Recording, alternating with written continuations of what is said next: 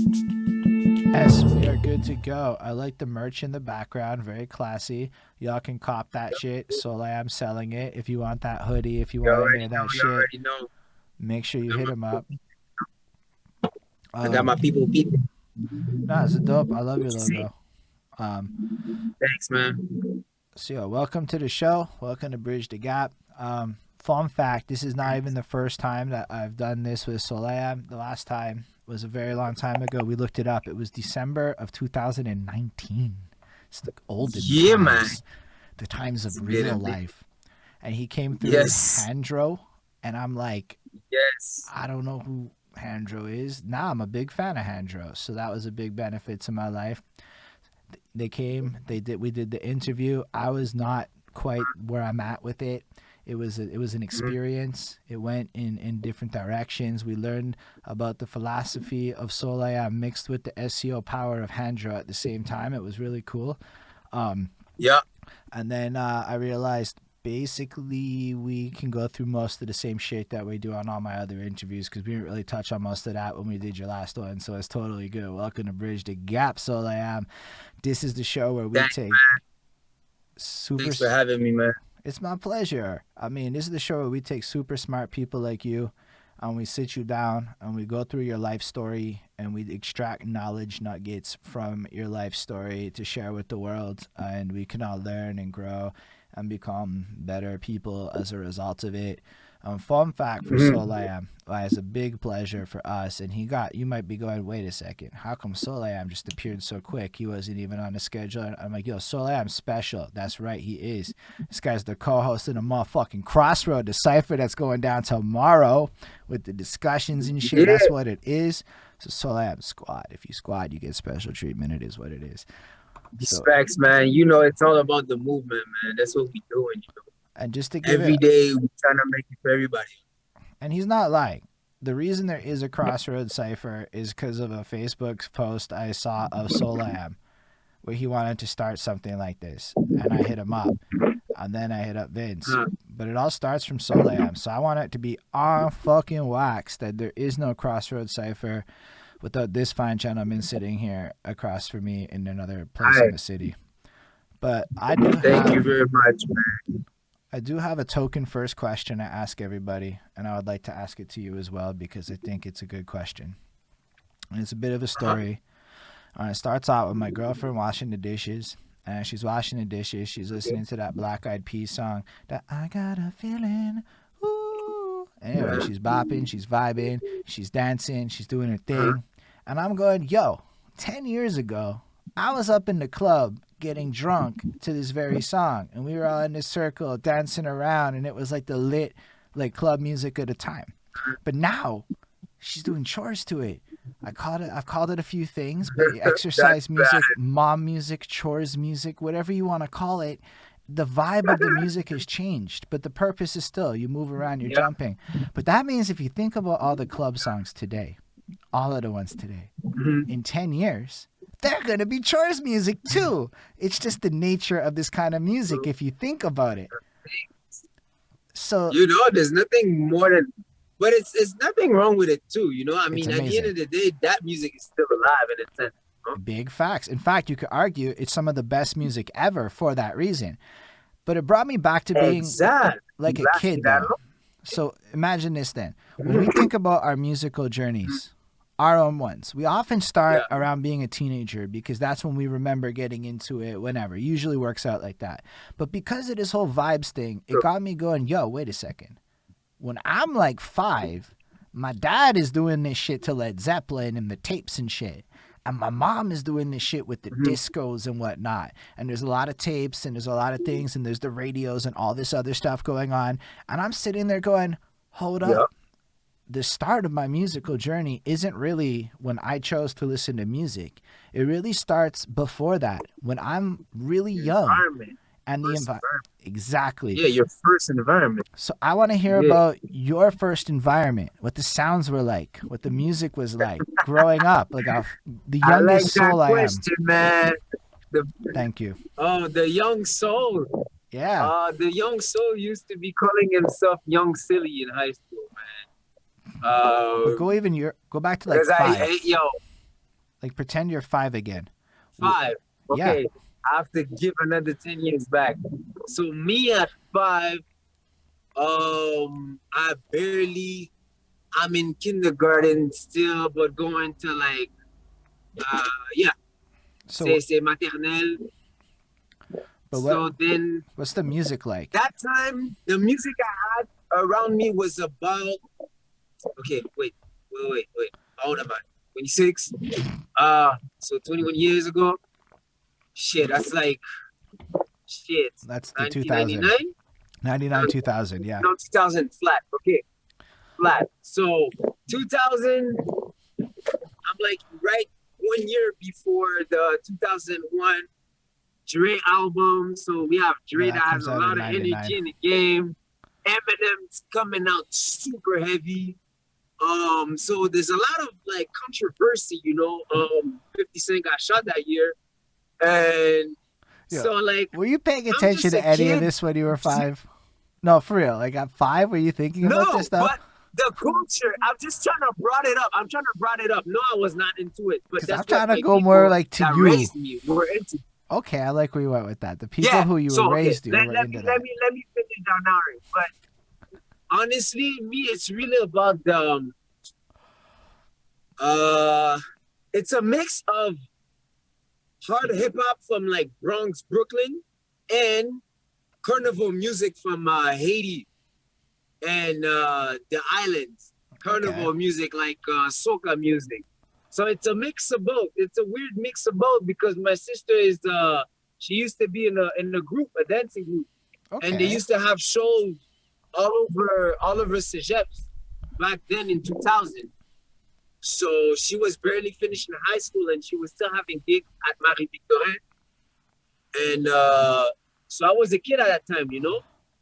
And that's what I knew. So my sister brought me into the scene of being on stage and live performance. So that's the first thing I really got accustomed to. Going to those carnivals in summer and having that Haitian music singing all around and having the food all around. So my music is really about Now we'll get to your music after. soca. But this is what's really Yeah, great. so let's say no. I mean the music I got birthed into is Okay, okay. really soca and raw hip hop. It's a mix. It's a perfect mix of both. I like that. That's And what I what's was. crazy is those that got some energies, and then you got this Soul.I.Am with the I'm the smoothest vibe you're gonna get. Which is the opposite Yeah, of soca. No, but that's so cool though, because what's really interesting too is you're a natural performer. I've seen you on a stage. Y'all might not have seen Soul.I.Am on a stage, but I've seen him on at least 2 stages, and definitely has that natural performance, charm, control, mastery, all that good stuff. But that can even be traced back to you being really young. Then, if your sister's exposing you to this environment, which is part of why we asked yeah. this question, because it's the sounds, but then you get these little nuggets. Like, yo, when you were 5, were you a dancer too? Hey, quick story like that. I'm not even fronting. I was, and it was before I was 5. It was back when I was 3 years old. She did a show at Marie Victorin. She was still in high school, and I used to come so much to their practices that I knew the choreography. Well, you know what I mean. I knew Yeah. the choreography for a 3-year-old. So I legit went on stage, bro, on their show. I went on stage and then everybody laughed. And then I finished the show with them. Yeah, that's amazing though. That's like early, early. Yeah, Like 3 years old and getting yeah. love. And no jokes. Like she told me that shit all the way up to today. Yo, So yeah, it's that's the type of music I've been in. I've been in music my whole life, literally. man, I love that, man. And I think that's why it's so important to start that young, because otherwise, how is the whole world going to know that you've been doing this for more than 20 years? Yeah, exactly. And the fact that if you don't have that culture within, there's few nuances that you won't get. You won't see the trend changing. You won't see the vibe. You won't necessarily understand what people really needs to hear. What's really nice about it is the fact that when you get to feel this culture from such a young age, you understand really early why they love that. Why Mm. they what do they why do they they're so passionate about it. Why is it helping them so much healing from the day. That's the culture. That's what I really loved about making music and having that music, you know? It's the fact that they're legit enjoying this music because they feel like this is how I felt today. I feel like I worked hard today. I had a long day doing whatever I had to do to get my money's worth. And now I have music, I have good food, I have my people to enjoy that too. So that's the real culture that I really loved about it, because that's where, you know, all your bigger, your older people are happy and there's no problem. You don't feel like there's nothing wrong in this planet, you know? Well, at least for the moment, everybody's enjoying that music. So that's really what brought me really into keep on loving that music atmosphere and making it what I want to do for the rest of my life, literally. But did you okay? So given that you started so young, did you decide young that you wanted to do music, or is that something that came later on? I was shy, bro. I didn't have that self. I was not born with such self-esteem. I'm not gonna lie. Okay, so we'll Like, get to that a bit it's later something on. that was built. I have Yeah, but to really answer your question, it's really that. It's I took the decision at one point, but I really Oh, we'll get to when you did it, because we're from gonna just behind the keep going through your scenes, life. That's what we do here. We just keep walking through your from behind the life. scenes, that's it. But yeah, definitely, it's good that you answered that first question perfectly. You gave us amazing answers so far. It's super interesting. Everybody's already learned cool shit about you. We are accomplishing the goals. Soul.I.Am. We are bridging the gaps and learning about your life. So Hey, tell why us not? about your sister and So we drawing. do. I feel honestly, I'm not her, so I won't tell what brought her into doing that. But what I could say is that it's a great way for her to express herself, and it's really about what I like about it is the fact that she used her creation. She goes out of the box. She didn't go to a certain school to know how to draw stuff properly within measures and stuff. She really went with what her mind felt like doing. Hmm. And it the way I took that through poetry and now rapping is that I feel like, hey, why a rapper could not be a why a poet cannot be a rapper, and why not vice versa, and why can't you not just take a simple poem and flip it into a whole verse? So when did Like, you how have this about that? You epiphany? know, at 21, Okay, so we'll get to 21 because we're still. 5 years ago, So let's have a 5 years, different question then, 5 years ago. because I like to ask this not Yeah. as the first question, but we need to ask this question and put it on Mhm. wax. Where are you born, Soul.I.Am? What? Where were you born? Here, Montreal, Quebec, Canada. Fresh. And what part of Montreal are Hôpital you from? Saint-Luc. What's your hood in the Montreal? Rivière-des-Prairies, but Okay, that's a far away I place. grew up in Rivière-des-Prairies. Fresh. Yeah. We just like to ask everybody, because one day we're all gonna get like wiki pages or something, and we're gonna need to know where people are from. So we gotta have that somewhere written down, you know. Yeah. That's fresh I'm stills. from Rivière-des-Prairies. So, when do you start writing Yeah. poetry? At 11, though. All right, what made you decide to Since start I'm writing 11 years old, I'm poetry? writing poetry. In sixth grade, I watched a French movie that's called Cyrano de Bergerac. And I don't know, it just got to me. I was like, the way they use the Alexandrine technique of doing poetry. I was like, wow, What like technique is? you could do a full movie. What's the technique? Huh? Which technique did they use? C'est des vers en alexandrin. Yeah, it's 12 syllable. Okay, so they did a whole It's a movie. 12 syllable, bro. Okay, and they did the whole movie like that. The whole movie, bro. So yeah, that's cool. So you're saying you watched a movie whose name I can't remember because it was French. No offense. C'est Cyrano de Bergerac. Cyrano de Bergerac. Cyrano. Cyrano C-Y. No, I'm saying it really shittily. Yeah. I'm saying it just really bad. Cyrano Yeah, de it's okay. Cyrano de Bergerac. Bergerac. So all of y'all can check that out, and the whole movie's done as a poem. and that blew your mind, and it got you excited about poetry. So then, what? Tell us a bit more about your discoveries. So, is it in French at first? You're starting with poetry. I did because I was mostly raised around French culture, but I still tend to understand English faster. For some reason, I didn't understand. So in English, it was really easy for me, but in French, I was struggling all the time. And once I was free from having to go in school in French, I never went back Okay, so you want to describe why you had to go to school in French? because my parents are born here, so they were not allowed to go to English school Hmm. Whereas I'm allowed to send my kids to English school. You know why? because Because you're from English descent. exactly. So there's this. I like to explain this because not everybody is from Montreal, right? So for us, this is some inherent shit, but nobody talks about real Montreal stuff. So Quebec has a generational effort in place to stamp out English with younger generations of immigrants. So unless your parents went to high school in English in Quebec, you are unable to send your kid to school in English. So what that means is Until well, until they're old enough, but like formative years, all the whatever, the like elementary schools and shit. Like you can't send your kid to an English school unless you basically went to an English school.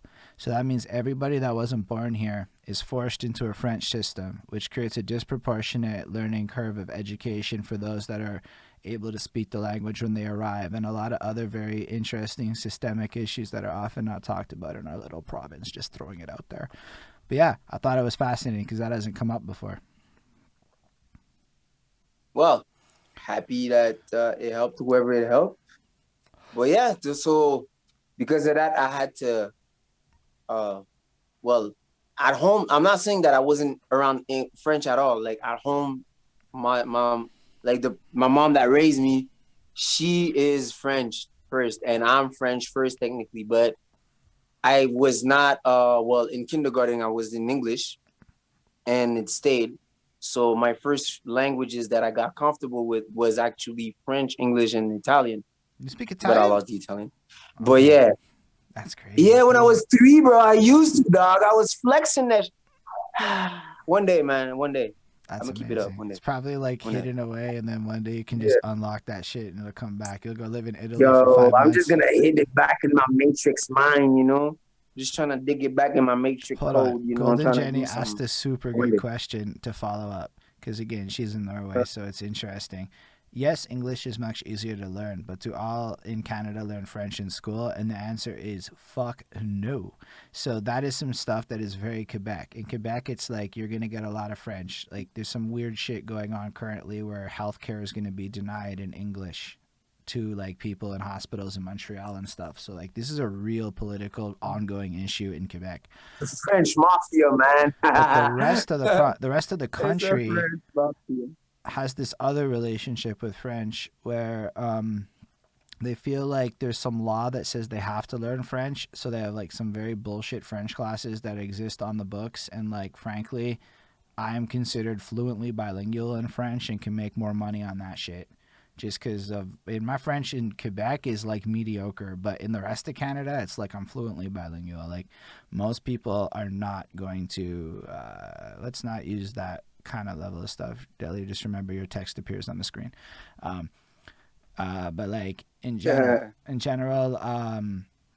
yeah, the rest of Canada doesn't really have a need to learn to speak French, and like French is not prevalent there. So I guess technically it exists, but most people do not actually speak it. So yeah, just to answer that question. So it's like a weird thing. Maybe we can do a whole thing on language issues another time though. But I just think it's For cool when real, it for pops real. up. That would be a topic I'd be That could be a very. topic. That I'm could be a so topic happy to talk tomorrow. about that tomorrow. Woof. Any day of the week. But we're We can gonna talk start it about at it. 6:30, and then by 7:30 ish we're gonna start rapping. Just to advise you, that's the best time frame. Yeah. But yeah, that's a cool topic, and Soul.I.Am's deep like that. I would love to hear what he thinks on the subject. Anyhow, back to your life. So you went through the school system in French, and we're finding it easier to learn English, but you started poetry in French stills. That's what I understood. Yeah, but yes, I did in French, but I didn't last long doing it in French. I went to English pretty fast. So by uh by ninth grade or secondaire 3 or secondary 3, I was already doing poetry in English, mostly or mainly. Okay. So I still kept doing it in French just to keep in touch with the French language, but I was mostly doing it in English Did you find from this is going to be a bit 14 years old up to now. so now that you're a teenage poet and you have your deep, dark, mysterious look to you, were you using this to get ladies? Just on the real, back when you were a teenager, were you like, "Yo, lady, read this poem"? And I did. yeah, I'm not buddy, gonna lie. that's what it I, is. Me too. I did. I did. I did. I wasn't too bad doing poetry, so I did. It kind of helped. But, you know, I wasn't that big. I wasn't that, I wasn't the biggest guy. I wasn't the tallest guy. So, poetry kind of helped. You know what I mean? Yo, it does Kind help. of helped It's just it being came up one and time, and stuff, I'm like, "Yeah, I used to do that too. It really worked." And then I was curious. So I'm gonna ask Exactly. everybody that. Exactly. You know what I'm saying? So, yeah, it was helpful. I'm not going to lie. So at this Let's point, leave it though, at that. I'm not going deeper. I just you answered it perfectly. But as we move on with that, were you like performing at all? Were you doing any kind of talent shows? Was anything like that going on in high school? Yes. Actually, yes. I did improvisation a lot. Oh, tell us about that. Um, I did improv. It was super nice, man. One of my friends is now actually known actor in Quebec. I was a friend from high school. Shout out to him, respect. And yeah, so we were doing it just for fun, and it was just nice because I felt like at that moment I could express, I could be whatever I wanted to be for 30 seconds, you know. And yes, we had a script to understand and respect, but there was nothing written. It was just a scenery. You just had to be something that respected a certain plot that everybody set for 30 seconds, but you could flip it or create it or move it the way you want. So if I had to be someone that was sad, yes, I could be crying, or I could be depressive, or I could be poetry, or I could be whatever else than just being sad. I could just think out of the box. So that's what I like the most about improvisation. That was my first level, my first touch with performing. Dude, that's really cool, actually. Because Yeah, there's a lot of correlations between, let's say, the storytelling angles in hip hop and the ability that someone would have to embody characters. So I think it's really cool that yeah. you were doing that. Do you find that there's a link? Do you see that correlation in your music and that kind of experience of improvisation? Yes, completely. Because I feel like um, when I have a message to give, I have to embody the message. You know what I mean? What I'm saying is that by embodying the message is that yes, this message I wanted to share it to a lot of people, but it's not just me that's gonna hear it. There's a whole bunch of different people that's gonna hear it. So instead of trying to be everybody that's gonna receive the message, let me be the message. So let's say, for example, when I say Soul.I.Am, when you sit down and you say it a few times, well, it's actually what you are, a soul. I like that. So the point is, I am who you are and you are what I am. I'm no different than anybody else. I'm just the representation as a rapper of a soul. That's really deep. I have a serious question that Yeah. might come off like it's not a serious question, but it's related to our chat. Is there any inspiration from Will I Am to Soul I Am? Because this was the first thing I thought. Yes. Completely. 120%. Will.I.Am and Absol. Both. Why? So like let's why? Yeah. Will.I.Am, the way it's crazy, but it's all in the haircut, man. This guy had his whole charisma on the way he didn't give a damn about his haircut. He took one haircut and wrote with it for like years. Like, yo, bro, like what level of commitment you need else? Like you cannot not trust a guy like that. I You know what I mean? literally said So that to my CEO that that's how people perceive like long hair. When somebody has long hair, the only way to get long hair is to commit to it, right? And it's the same thing with like him. commit. Man, that's some deep shit. I love it.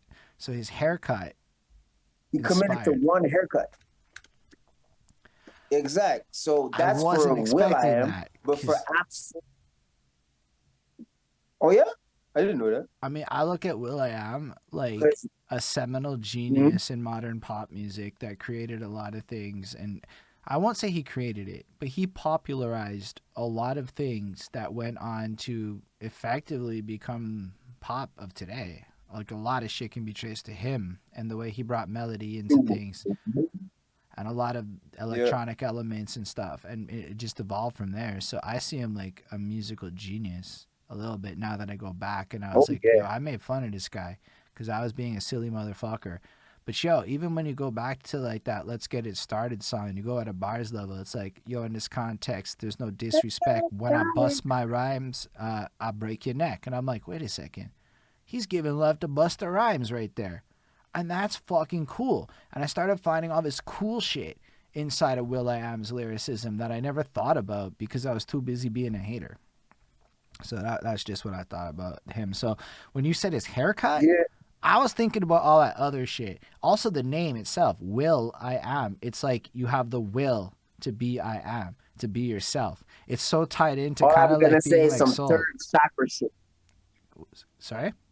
Yeah, it's some deep stuff, you know. It's I some love it. deep, deep, deep stuff. That's why I use the soul of it and the I am of it. But the reason why I use the fusion of both together is because it's kind of what both of them bring to my music independently. You know what I Mm. mean? I have some to take and to give or So what does to Absol everybody, give but you? I'm taking from both. So what does he give you? Absol Absol gives me the he taught me through his music the freedom of saying the rawest shit. As long as the beats sound good and you make it harmonious, you can say the rawest stuff to the world that they're not ready to hear yet. But you know that they need to hear it though. Yo, do you have an example? Because So literally, I I've never heard anybody like hype him up before. What is an example of what you mean? Sorry. you should listen to his tracks from the album he made, Do What Thy Will, that was released in 2014, and it was no 2016, my bad. And one of the track is Drugs, Drugs, but with the dots between them. And he's just explaining the fact that he's going through all the hardships of life, but at the end of the day, drugs are basically everything you need, from your people to the drug itself to the plug. Like you have a certain attachment to a certain plug that's gonna give you that certain drug, you know? And or from your family member that gives you that certain drug feeling, not that he gives you something, but you spending that time with that person gives you that certain drug feeling that you want to go and get again. Mm. No, that's fresh. Yeah. I appreciate that. I mean, I have heard people hype him up. I just wanted you to hype him up. That's just kind of what it is in the interview Yeah. line. Um, but then you got to be like, yo, but the internet's watching. Yeah, but that's cool though. I like that we talked about your name. I know it had come up before, and I was like, nah, it makes me think of Will I Am. But it's a cool name though because I really think it has like a depth to it, and I do feel your music has a depth to it. I mean, every time I've talked to you, there's usually a speech attached to the song, attached to the depth, attached to this. You post the provocatives on Facebook to get the thoughts going. So you are sincerely not a shallow person, as Yes. far as I'm concerned. Um, so let's say you're a high school poet, and then you finish. You do some performancing over there. You do your improvs. What else is happening in high school, or do you just graduate and evolve past that point? No, well, there's a side thing to that. I've been playing football since 2005, Okay. American football. So I played every year except 2009, 10, and 13. So every year from 2005 till last year, I played. Wait. So that's what I was doing in high school as well. So I felt like this was another way of expressing myself. but more physically. And but there was a poetry to it too. That's crazy to say, and people wouldn't say much about football being a certain poetry form of way, but the poetry behind it is understanding schemes, understanding the people you're playing against, but there's a certain way of understanding. I can just plainly know that this guy runs fast, but if I don't know how he is as a person, I will maybe think that he's gonna run fast all game, but he's just gonna save that speed for the last quarter of the game because of who he is. You know, that's deeper than just him being fast. So that's like being that's having is the same thing for me of using double entendres. You could see something, I could tell you something, but there's something deeper to it. And if you don't replay the song or you don't practice or you don't study my music, you won't peep my energy, you won't peep my message, you won't peep my vision. So yeah, that's my correlation to football and music, and that's me being in high school doing that. And what else Soul.I.Am was doing in high school You said something except about Young improv and Silly. football? Was that what you said before? Your name wasn't Young Soul.I.Am? silly. What is that about? Yeah, it was my yeah. I felt like yeah, young silly man, and I was living up to that name. So you were just you were a silly I guy. was oh yeah, not silly enough to get in too much trouble, but just enough trouble, just That's enough. fair. Nobody wants you to go into details about the Yeah, troubles. to keep my mom's mind busy, but not worried. Ah, that's funny. I like the way you put that Yeah. for real. Mhm. All right, so you finished high school. Do you go Yeah. to Cégep? For a year and a half, bro, 3 semesters, bro. That's it. What'd you I take? couldn't keep it up, man. What'd I you was take? just, oh, bro, the regular stuff of people that doesn't know, like, what they wanted, social science or something like that. Yeah, Yeah, like, social yeah, science. that's That's dope. basically what I did. Yeah, that's what I did. Did that for 3 semesters. God knows how many classes I passed, and then I stopped. I just stopped. I was just like, okay, I won't lie, I got kicked out, but I won't lie. Yeah, I got kicked out of university. But It's all good. yeah. Same reason. I can't give a fuck. My grades Oh slipped. my God. Yo, my GPA in university is 0.66. Yeah. Do it. What? I just didn't go. So what happened Yeah, I was, played football with a guy that had 119. sorry. I thought it was bad. 119. I played in football like when I went to Bishop's University. It was a guy I know, well, I knew at that time. He um he had a GPA of 119, and I thought that was bad. No, what happened But was zero is points. so what What? happened was is my first semester I moved out. And then my boss looked at me and is like, I need you to work full time. And when you're scared about losing a job, you're in your first apartment. I wasn't in my best place, so I chose to work. And then I missed the drop deadline. So I failed 4 classes. And just like that. And then the next Oh, semester I did pass, but like really shittily. I got like a D plus and I got like a C and then I got a B plus in neuroscience. It was like a neuroscience class. I was really proud of that. Um, but basically, I failed out, and they were like, "Get the fuck out of Concordia. We no longer want you in our honor science program." I did really well in CEGEP. It was really not a matter of smarts; it was life. And I failed out real heavy, and yeah. then I did really well in life, and it was the best thing that ever happened to me. I wouldn't recommend you go fail out of Nice university, but I mean, it worked out really well for me. It's really bad for maybe others, for but you. so I'm just trying to say there's alternate paths to life sometimes. So it's not even something to feel bad about. You ended up Mhm. doing really well, in my opinion. You're doing your thing. Life is popping. So it was good for you. What happened? Exactly. Like I feel my blessings are coming up, and that's all I need. All right. For So real, man. during CEGEP, are you still doing poetry? Are you still doing music? Are you getting into music yet or any of Yeah. that? I didn't start it yet, but I moved with one of my friends. It's called Ezekiel. We were 18 because I moved out of my mom's house when I was 18.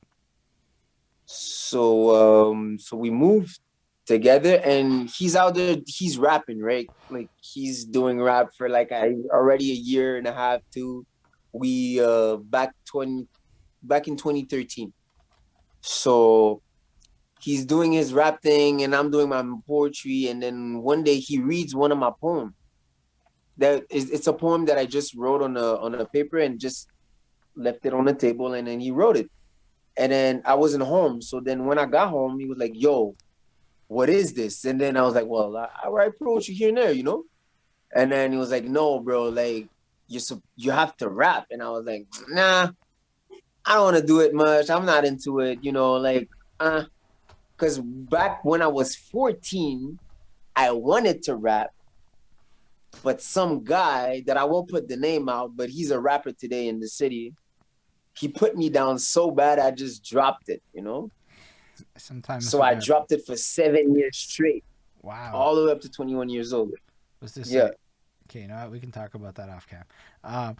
Anyway, we do have a Oh, no, question. I don't mind. I don't mind. I don't mind. No, I'd rather you not say a name like that on cam, and we don't want that smoke. No, I won't put the name. I won't put the name. The name that won't be said on camera. That's what I was saying.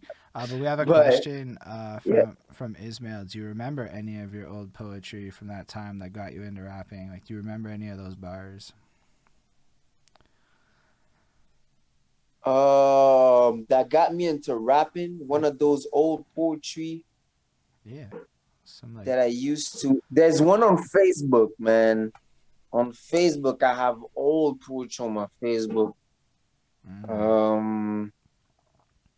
But it's so far. I don't know if I can find it. But one thing I know I used to rap on is something that I decided to tattoo myself with is I don't know if you guys can see my wrist tattoo right There's a now. rose thing, No. the flower. Yeah, the rose. Yeah. Yeah, that's something I really like to rap about. And I had a friend, he passed away, R.I.P. He was really great at drawing. So what we used to do in high school together is that he would write poetry, he would draw something, and I would write a poem out of what I saw. Mm. That's interesting, And actually. we went on. What a collab move for Yeah, like a way to chill with the peoples. Holy shit, you could do that right to this day. yeah, Knowledge nugget. yeah, yeah.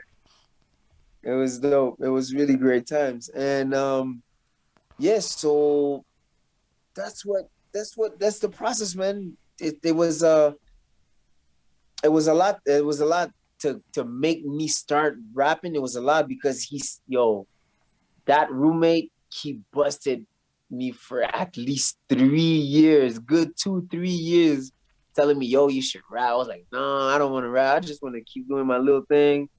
Also, my little money, that's it. Like, I don't want to get into this thing, you know. But in behind closed doors, I was still studying the game. I was still really following who was doing what, you Okay, know. so who were your But I favorites at wasn't that time? wanting that. So who are the inspirations of an early Soul.I.Am? B.O.B. B.O.B. B.O.B. Hands Okay, down. I hear B.O.B. that shit. I hear that heavy actually. B.O.B. Hands down. B.O.B. was something. Why? Talk about Who B.O.B. else? Okay, how do you feel B.O.B. Why? Because, huh? how do you How do I feel feel about about the what? flat earth part of B.O.B.? Or like, are you like into that side of stuff, or is that like? Cause I'm not. Yes, exactly. That's the reason why. That's the reason why I was about B.O.B. so much. Is that those things he rap about? And I'm not hating, right? Cause I like, am. No. But one thing I would say is that I feel like, man, I don't want to start such a debate, but I feel nobody is right. I feel the earth is neither a sphere or a plate. I I mean, don't feel we should give it what it is. Like, I don't feel we see it from what it is, man. I feel it's something deeper because, man, so it's like, I cannot put myself in a position where I don't have enough information. And internet is not the information that I talk about. I'm talking about stuff that is tangible. Like, man, I don't know, man. It's There's so many nuances, bro. There's astronauts, there's philosophers. It's way too deep for me to just answer that now here. But what I'd say about him and his theory about it is I like the fact that it's not just mush of words just saying that, oh, I don't believe that the word is wrong. You know, there's something behind it. There's explanation. Okay. He's maybe not clear and maybe he doesn't know everything, but that's what I like. So I love the way your mind works with that. I mean, I just gotta be like, I've never heard a good argument from a flat earther that a scientist didn't make a better argument for, in my opinion. And that's I'm gonna throw it out there. But I like the fact that you take the skeptical mind approach, where it's not like you're saying one thing or the other. I mean, I don't put a lot of faith into the flat Earth beliefs. I actually look at that in a very different point of view, but it's a very different conversation. But let's say I can empathize with how somebody can go down a rabbit hole like this. That's what I call it, and end up believing something Yeah. like that. I think there's reasons that skeptical people have to be skeptical that are systemically built into our society, and we don't do anything to show people like that anything different. And I do believe that there's something to look. I'm not saying Bob is necessarily, let's say, lost. We'll say he has some good logic to it, but I've seen versions of that that are toxic as fuck, that are not that, and it's Mm, so there's layers I to it, will not right? say that you're wrong. You're right. So because I've seen that You're right. side of it, That absolutely. it's like, and I understand why they're like that. Listen, imagine you grew up in a world and you believed the government was spying on you and everybody laughed at you. And then Edward Snowden leaks a bunch of files and the government's been spying on you and everybody laughed at you. And now who are you going to believe? Like, there's some really big things to this that I don't think a lot of people think about. And I have personal reasons why I think about these things that I don't want to talk about. But let's say people in my life or are close to me may believe some weird shit, and I've had to think a long time about why they believe the weird shit they do.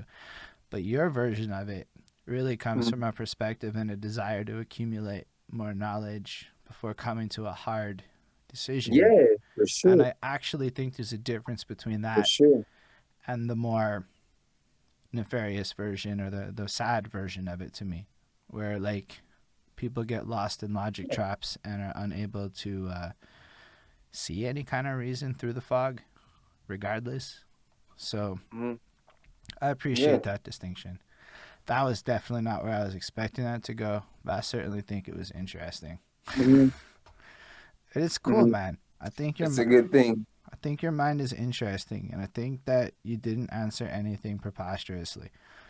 So that's fucking interesting too. Mm. Because the second you were like, "That's the cool part," I was like, "I don't know where he's going with this," but you went in a cool place with it. I respect that shit. um, but that's fresh. Respects, Bob is an man. interesting dude. Um, but he is a Mm, deep dude. That's it. Like Deli said, you're a deep dude. But basically, yeah, I respect where you're coming from on that subject. So let's say you have all the depth mm. going on. You're listening to B.O.B. is getting your mind going on. Are you reading a lot at this time? I'm trying, man. I'm trying my best. Like right now, I'm really, really, really trying to find the focus and the time to finish this. I can't really see I it. don't know if we could see it. No, eh? Napoleon It's Hill. Think and Grow Rich, basically. Okay. Yeah, Think and Grow Rich. I'm on it now. I'm a newbie. All the big entrepreneurs in the game might be laughing at me saying, like, No. yo, that's now. Yes, it's now that I'm reading it because yeah, but out of that, I Yeah. read a All the couple good stuff entrepreneurs in the though. game are gonna look at you and be like, "Big ups for reading that." Anybody that doesn't look at you and say that isn't an entrepreneur in the game, in my opinion. They're a predator in the game. True, true, true. That's just. Thanks. Whoops. Did I say that? But but I feel like I did read a few books, especially when I went to university and I did a class on indigenous people and First Nation around the world, like the summary of the history of what they've been through. And I read a book that's called Keeper in Me, and it's really really deep. It's talking about, it's a man that used to be in the province, well, of Ontario, where back then they used to go over there and convert people to Christianity. And the way they used to take it is they used to take kids from 7 years old, and they would just take them off their families and bring them into Christian churches, and force them into the culture. And it's the story of a guy that was separated from his family that way, and he always felt like there was something wrong about him and all. And that's the story of his life, of him from the moment he got in jail from doing drug dealing, all the way up to the moment he met his family and got in touch with who he is and where he's from and his father, and so on, so on.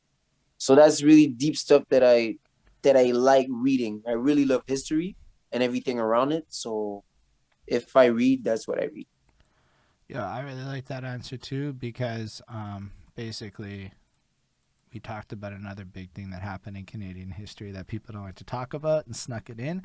Big props. I appreciate that. I say Yes, that man. real sincerely. That's why I was watching. I don't know if you saw that like Anne of Green Gables show on Netflix now, Anne with an E or whatever. But they really go into detail into that shit in the third season. Like they flat out show it happening. Like, and I was like, wow, I've never seen that on TV before. Oh, So they show it go down, and you're the world's kidnapping, change. all of it. And I was like, yo, people need to know that that's a real thing that happened way into the 1900s. Anyway, Mm-hmm. it's just worth talking Well, about. I'm happy. I'm happy we're shedding light. We're putting light on that.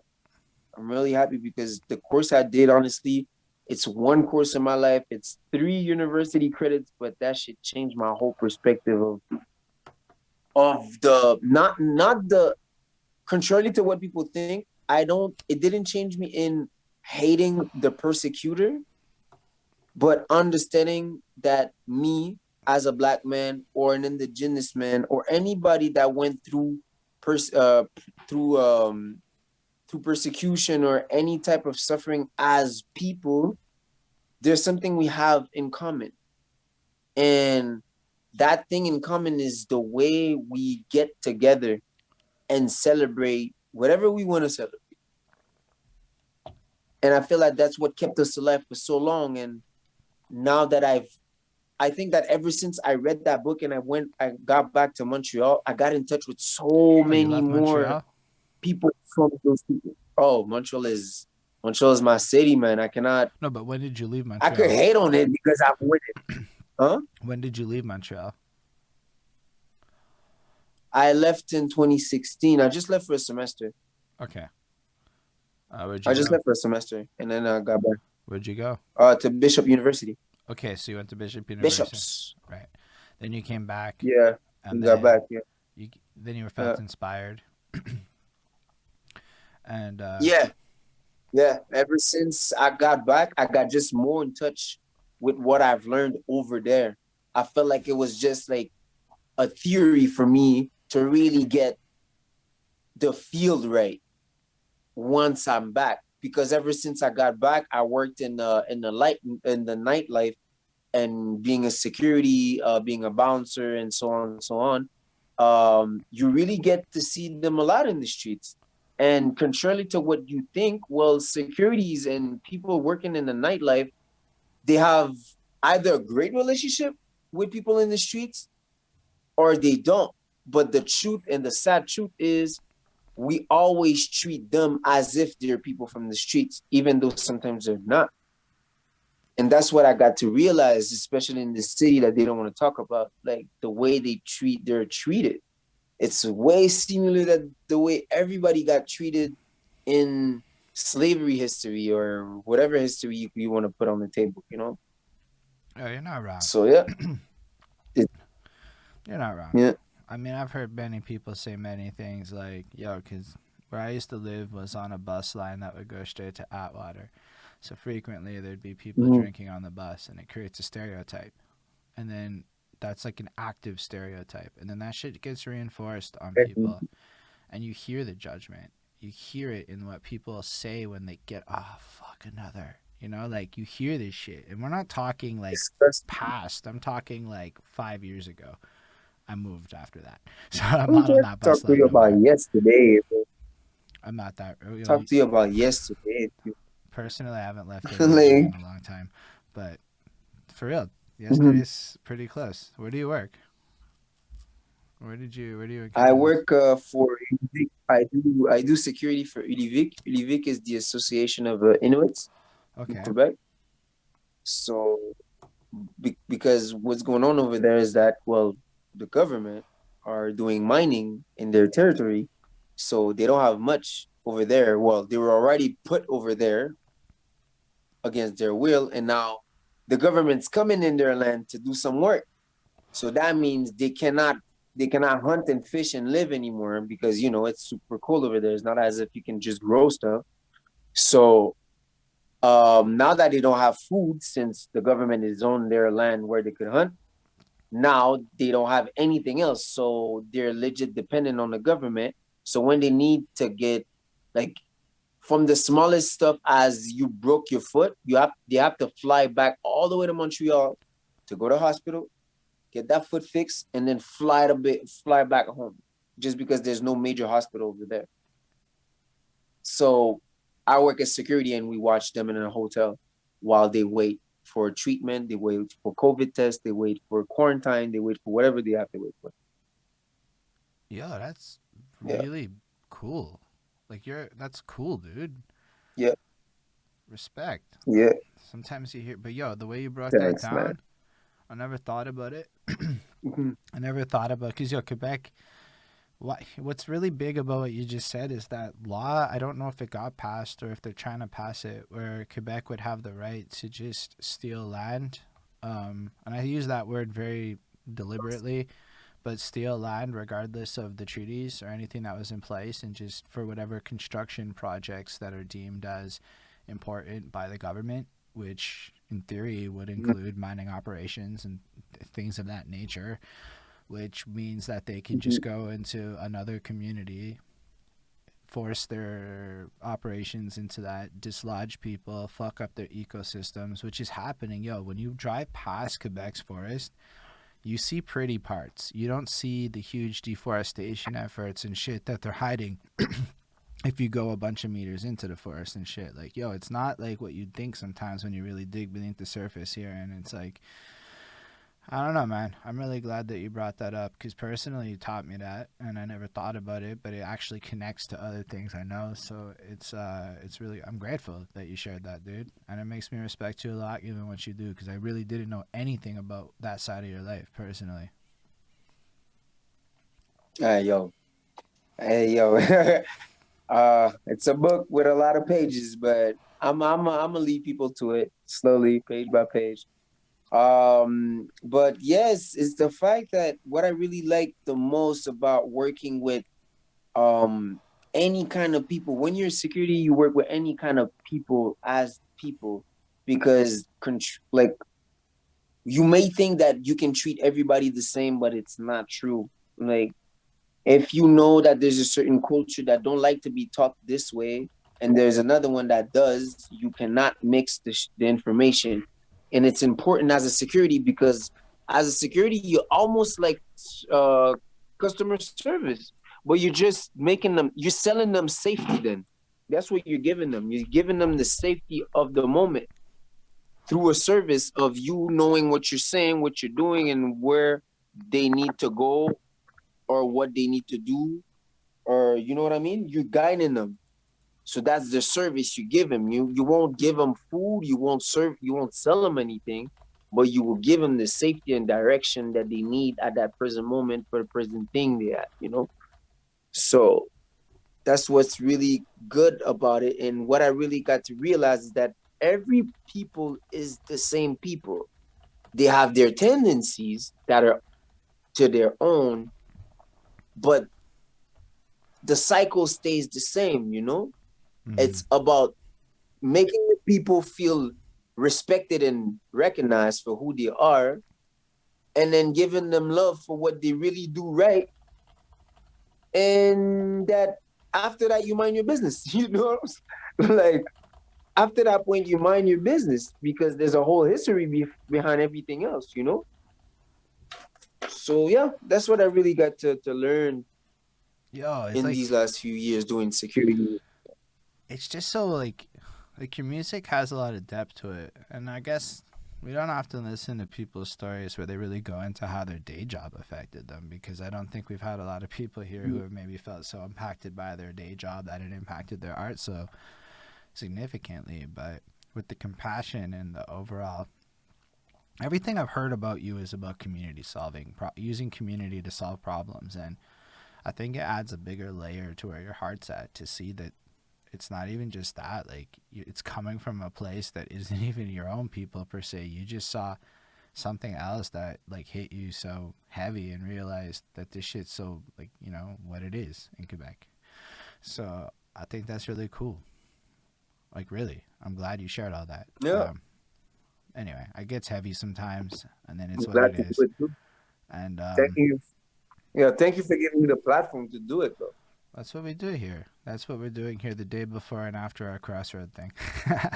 So like we're sandwiched right between that on Tuesdays. For real, like your lady That's from what's up. Bonnie says, it's great that you're talking about this. I mean, we are going to talk more about your music, and we are going to talk about a lot of other things. But usually we have to go like a little bit later into people's lives before they're willing to even start talking about these things. For you, it's like the opposite. You're like ready to throw down on this shit, and you're like, no, no, no, my life. Okay, hold on. And it's like, I kind of find it fun, because you got to read people, right? Yeah, Can't do what I do without that. But for real, I want. exactly. So you said 21 is when your music started. Yeah, How did that like start? yeah. What made you go from your roommate harassing you to become a rapper because you had the bars this whole time to like, alright, I'm gonna be a rapper? The day I was hosting a fashion show, because I kept on doing improvisation and football, right? So I kept on being in the scene, and the best way you can do improvisation is hosting a show. So I started hosting, and I did it all through my 3 semesters of cégep. Where did you host this show? Yeah, Where did you host it? I did secondaire and cégep en spectacle. That's the whole thing I did while I was in cégep, is hosting. That's the only good thing I did in cégep, except So going to this was school. like in the Cégep was the thing that you hosted? Yeah, cégep Antique, yeah. Okay, so in the The Cégep, 3 semester I went there, I hosted. and you hosted this event that was at the school? I'm just trying to make sure I understand what's happening. Yeah, well, okay. So let me break it down. So basically in cégep, there's a show that's called Cégep en spectacle. It's a talent show, and the best talents are brought to the regional round and then the provincial round, and so it's just to help it's the gouvernement des loisirs et sports du Québec or something like that just promoting sports and entertainment. So that's what Mm. I was doing while almost not being at school. I just really liked it, and I kept on doing that because I did it in high school also. I also did that and dancing. Everything that was relating to a show, I got a foot in it from high school all the way up to the moment I started rapping. So when I started rapping, I was like, well, yo, I did all of that. Like as if I had all the tools around rapping except So rapping. technically, you were an MC So I was before like, you were a rapper. exactly. So I was like, all right, let's be an MC, because that's what happened at that show. I had a microphone and I was animating everything. And then someone told me after the show, are you an MC? And I said, no. And I was like, nah, I think it's the last time I'll ever say no. And yeah, that was it. So January 1st, 2016. I have another question. What is the football scene Yeah. that you're involved in? Tell us a bit about the football you're involved. What do you do with football? I mean, I understand that in high school you play for high school. Then what happens after? Are you playing for Cégep? Are you playing in a city league? Like, where do you play football? I actually got recruited in Cégep, and then I played 1 year. and then I dropped out. I'm not gonna lie, I dropped out. And then I played city ball. So for Shadowgate, I played for Shadowgate in 2018, and then I played for a bunch of teams from 2014, 15, 16, 17, 18, all the way up to now. It was always city teams, Okay. but pretty competitive actually. No, Three totally A get that. ball, Oh, so, and so you're good at football, is what he's saying. yeah, That's what he was trying to flex there for the people yeah. who don't know what sports is. I I'm know. I'm trying to stay humble about it. Okay, yo, let me I let me can tell you put something my here. highlight on the You, link if y'all I'm want. sorry. This guy is like literally training every day practically on Instagram on his stories. He puts the work in, okay? Like I watch this guy going at it heavy. He seems to work with young peoples. I think I might be wrong about that. I see you working with people. I see you Yeah, motivating people. So like I feel like you're yeah. really involved in this. And sure, you can kind of drop your little AAA sports. That's good, people, into it like that. But nah, like I think you should brag a little bit about what you're involved in. Then fuck it. I'm gonna say for football people that knows football. I'm the best free safety in the game. If you know football, you know what I said. Um, but yeah. So yeah, it's just that one thing I really liked about doing sports and that helped me in music and entrepreneurship and stuff. It's analyzing stuff before making a move. That's what I love the most. In football, you really have to understand the game. You have to study your opponent for like a week before the game. You have a whole 6 days to study the guy that you're gonna play on Sunday. You're gonna watch his Oh, last that's game so. That's and the why they way he watch all the moves and movies the and way. shit, Yes, that's what we watch all this movie all the time. We live in the fucking room bro. because I we had no study the way idea. you move your feet, your hips. Yeah, it's the way you move your hips, your feet, the way you catch the ball, the way they move together. There's a scheme, and that's what I'm trying to see. Because the day I'm gonna play against you, and I'm gonna see the first step of that scheme, I'm gonna know this is what you're about to do, and I'm gonna be able to intercept the ball and make a touchdown. And then they're in theory doing the same thing to you, so it's just chess. It's chess. I've been playing chess through music, through chess, literally through Okay, football. how long That's my you life, play chess? man. Chess? Schemes. You play chess by like Chess. professionally? Like, are you ranked in No, Quebec? but I've been mentored for 4 years. No, mentored for 4 years, probably Okay, so a good 4 years because my mentor played a lot of chess, so he taught me chess. He beat me pretty bad a lot of times.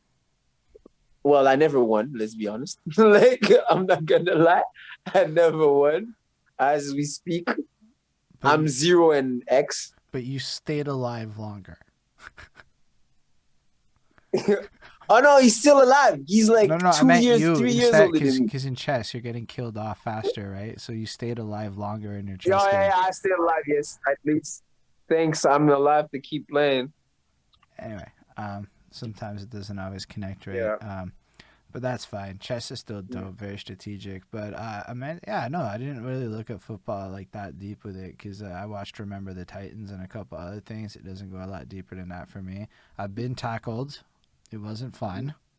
And I said, I don't know if this is for me. I don't know if I like this. I remember getting hit. I remember my knees connecting, and I remember being on the ground because we were like playing. And I'm like, I don't know if I like this. But all respect to the people that do like it. Oh Okay. my god. But it's a dope game if Hey I'm not man. getting tackled. Like I like touch football. I fucks with touch football. Okay, yeah. Yeah, you might like flag football, touch football, yeah. Yeah, I'm just it's no because the game's like surprisingly fun to play for like because when I watch it I don't understand it, right? So I watch football and I'm like I like the highlights. That's fresh. But the game, I'm like, the fuck is happening, man? And then like strategic fucking referee blows when they kill clocks and shit. I'm like, man, this is a very bizarre game for me. Oh my god. It's a love and hate relationship with the refs, man. Willie, I'm 5'7" I'm because loving Willie it. Scandal showed up. He said flag is tougher to be real, but I'm 5 foot. I'm 5'7". I don't know because Willie's tall. Like I had to look Yeah, up when I saw Willie. I don't think you're looking at this from my perspective, my guy. Willie's wrong for this, man. Yeah, go tell Willie that he's wrong for this. He's wrong for asking Willie, you this Willie question. is can hear you. You're wrong. You're wrong, man. This is so wrong. Oh man. Hey, there's guys in the NFL that are 5'5", man. Respect the man, bro. It's Oh fine. shit. No, it's fine. It's fine. It's fine. That was hilarious. I enjoyed that moment a lot. Still, I think it's cool that you do the football thing for real. And that you play chess. When did you get into fashion?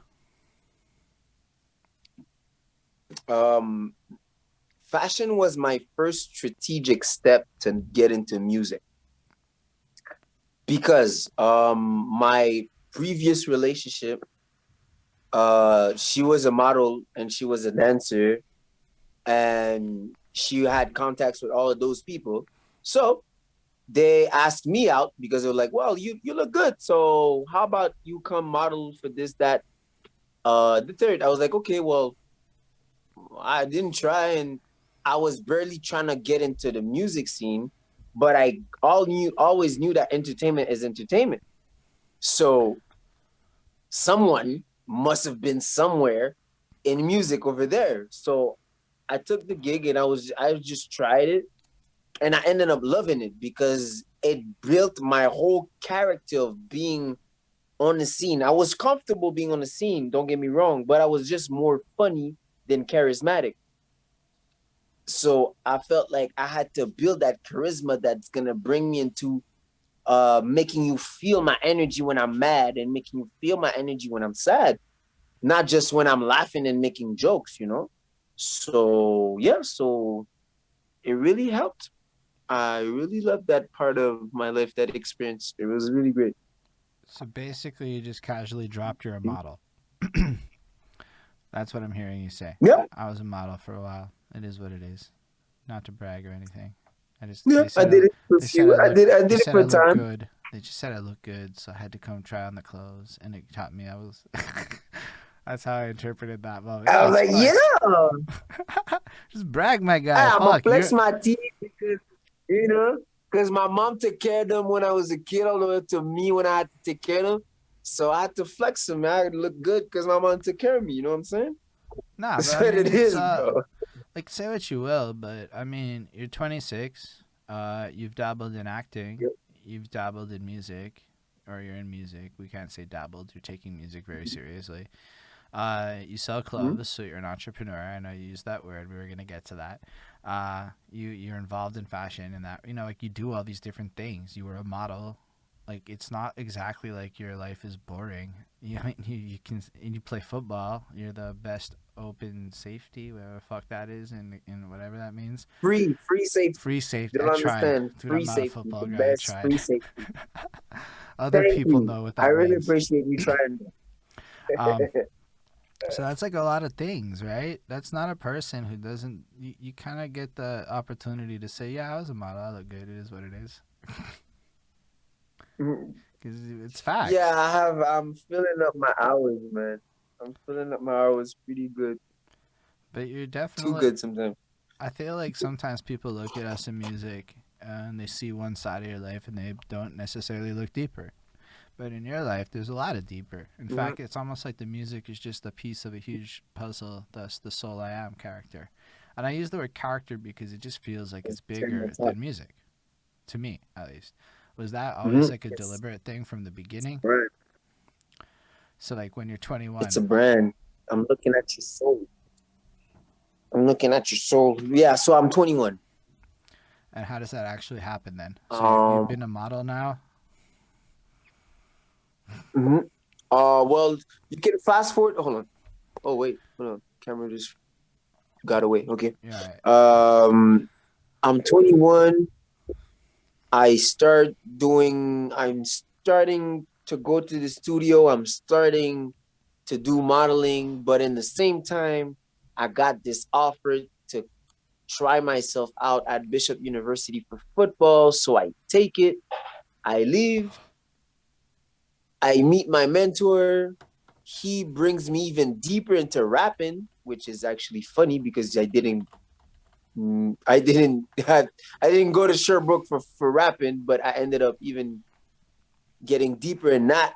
And I started doing my connections, and I even did a model gig over there too for fun. So yeah, it's always following me, man. So after that, when I got back, fast forward, we're 23, 24 years old, and I'm like, you know what? Let's start. Like, let's go. Let's make a move. So I went to Make Way, and shout out to Make Way. Shut up, make way. I met Buds. Yeah, shout out to Make Way. They gave me a chance. I'll never take that away. They gave me my first chance, man, What does that mean? and they gave me access. What does your first Hey, chance mean? I love them. I mean, me, I'm doing me. My first chance, I mean, well, it wasn't that easy for me to find people that were down with just me rapping, because I wasn't the best in the beginning. I was just a poet, I was great at doing spoken word, but I wasn't rapping. So there was a limitation into what people wanted me to do. So I was like, you know what? I'm gonna Are find you a saying studio on that my own. like? Like, Let me ask you a question there. All right, because this is really interesting to me on a Yeah, couple of levels. So you do spoken word poetry at a point? yeah, Are you actually performing spoken word poetry?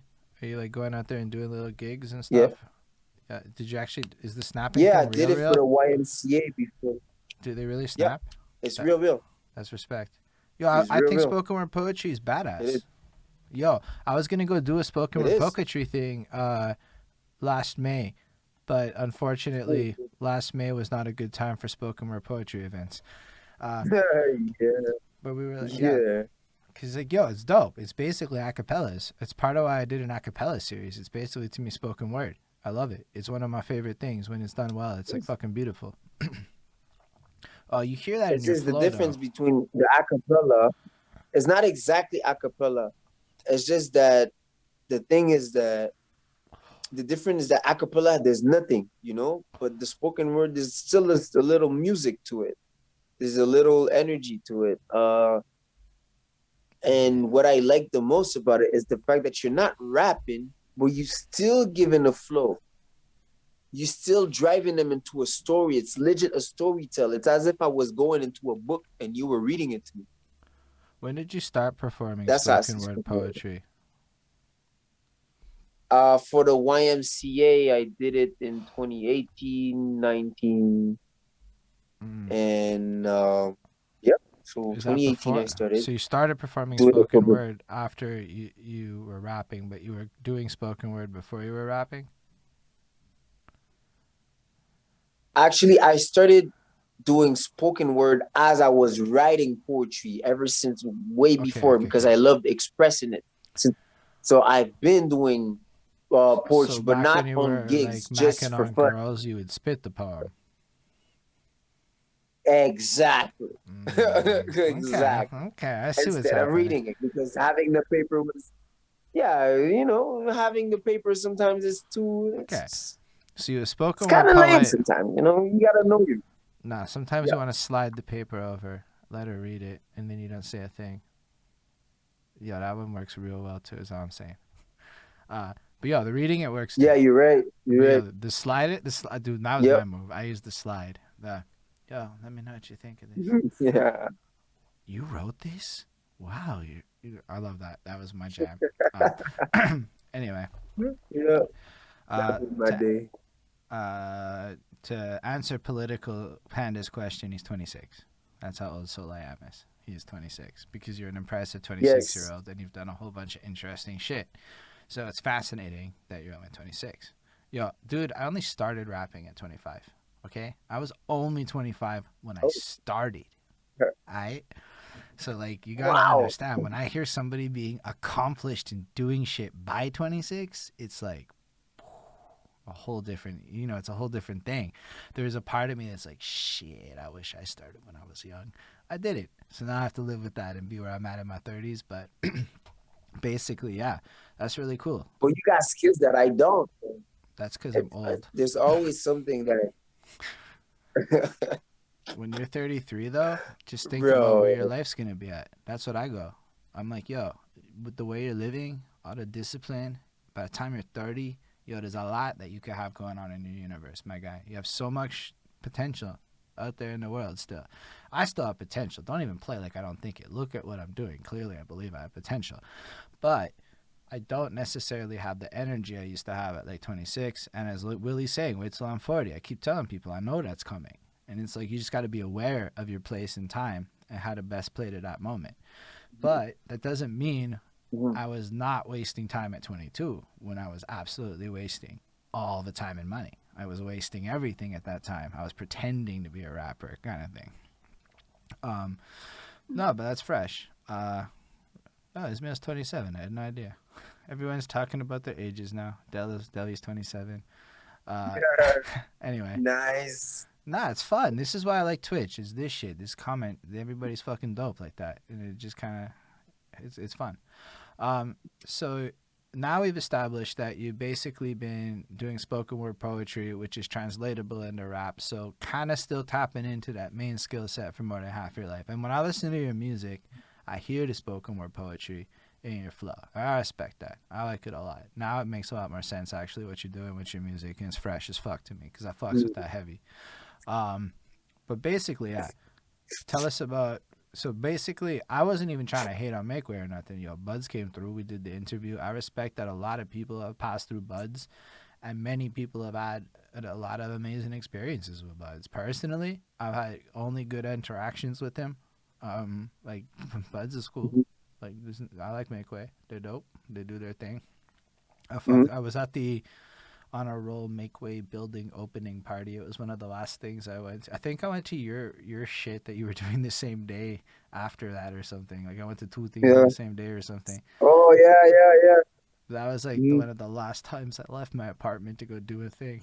But yeah, anyway, so you're Oh 21, man. you hit up Make Way, and back to what I thought was super Yep. nifty. Are you saying other people that you tried to work with were not okay with you performing the music that you wanted to perform? No, they were just not even I could say that. It's as if when you start rapping in the game and there's a certain structure that you have to have. Your bars have to make sense. You have to have a delivery. You have to have good tempo. You have to have good energy. All of those things that those little skills in the studio that you need to have. Well, me, I'm a live performer, but being live and going in the studio is not. It's slightly different, and that slight difference sometimes takes that.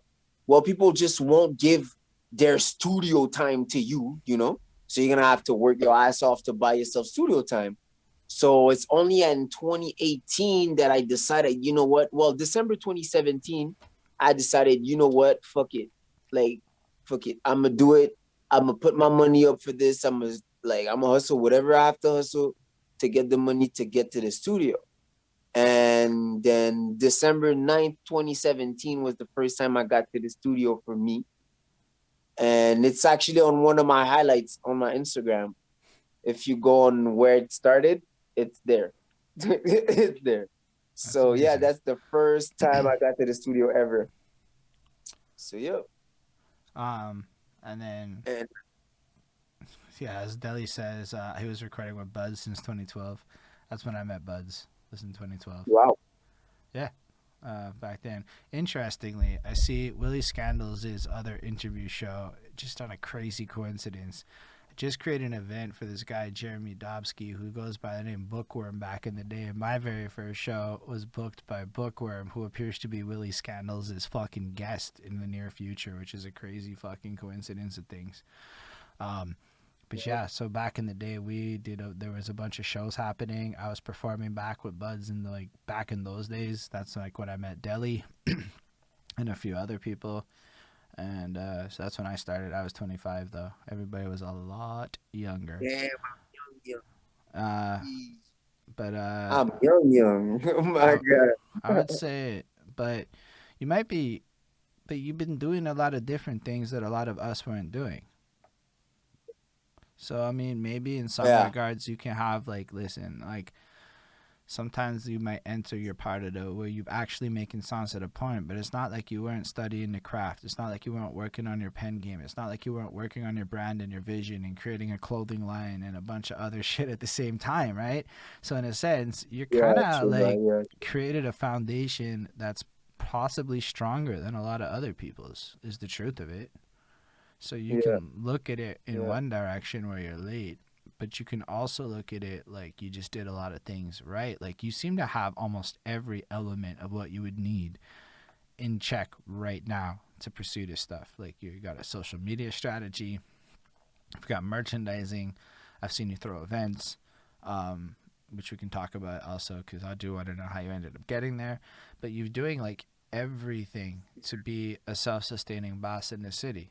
Like I see these moves. It's not lost on me what you do. I don't know if everyone else Facts. sees these moves, but I Slowly guarantee making you other. moves. Don't stress. Secure the bag. But it's more than that. It's the fact is you're doing Hmm? a lot of different things and you're trying to build with people. Yeah. So Yeah. True. if anything anybody takes away from this interview, I definitely want them to take that away. So you get your first song together, and you start recording over there, and then how do you like evolve into this rush of doing shows and Handro shows up at some point, I assume, because that's how I met you was with Handro. Uh, So why don't yo, you? Hunter is super funny the way we met. It's super funny the way we met. It was actually performing. I just fucked with the music he was doing, and I reached out and I was like, "Yo, I like what you're doing." Like, and then he was like, "Yo, thanks." And then he peeped my own thing, and he was like, "Yo, I like it too." And then we linked up one day, smoked a lot, freestyle, and then the rest is history. All right. So when did you get your first performance as a rapper? My first performance was in 2019. No, yes, 2019. It was January 6th, 2019. Yeah. And I forgot the name of the bar, but it's close to it's on man, it's in the old port. You know those the old port is just made in such a weird way that I cannot understand it. But I just don't understand the old port. But Well, I yeah, it's in the understand. old port. Okay, look, I know what you're saying because I used to not understand the old port. Then I played Pokemon Go. I know all about the old port in detail now Yeah, because it's weird. You come out at one of three metros and then it all looks funny. And none of it looks like it connects right. And it exact. looks weird And unless you really map it out. So yeah, I feel that. I feel that for but I real. just feel like it's I feel like no matter where you get out, no matter like what's the metro you get out, once you reach the old port, it looks the same. So you're like, bro, did I get off the good station? Like, did I do what I have to do? Like, I don't even know where I'm at. So that's my only issue with the old port. But yeah, that was my first gig, and I went on running after gigs for a whole year straight after that. How many times have you performed? Like, I don't know a lot about. Okay, here's what happened. I stopped doing shit as of like 2016. I basically was like, I want to pay for tickets. At that point, I had performed a lot. I didn't. I was. It wasn't like the experience was doing me a lot. So I stopped unless something was really interesting, and then I did a couple things here and there. Yeah. But I went from performing like 12 times a year to like a time a year. So what's it like getting into performing in 2019? Like doing that grind? Honestly, I love performing, but I hate that ticket system thing. So I felt like might as well having to deal with all this ticket and me having to sell, might as well just cut the middleman and find people to just put an event together. Okay. So So how many shows did you do before that happened? a good 20. If I put all types of shows combined, but just rapping, uh 10, 15 around. So how does it work to get booked for a show from your perspective? Like, how is it working? Uh, well, how it worked for me is because it was a booking agent or a guy that just knows a bunch of bars that needs to get filled up with people. So they have a stage, microphone, sound system, and then they just find promoters that put an event together in their place, and that promoter will find rappers. Those rappers will sell tickets by bringing people, and the rappers will get a cut of the sales. That's how the rapper gets their money and their people going to come. And after that, he performs. And then, well, the bar makes the money off the alcohol that people brought, and the rapper makes his money off the tickets he sold.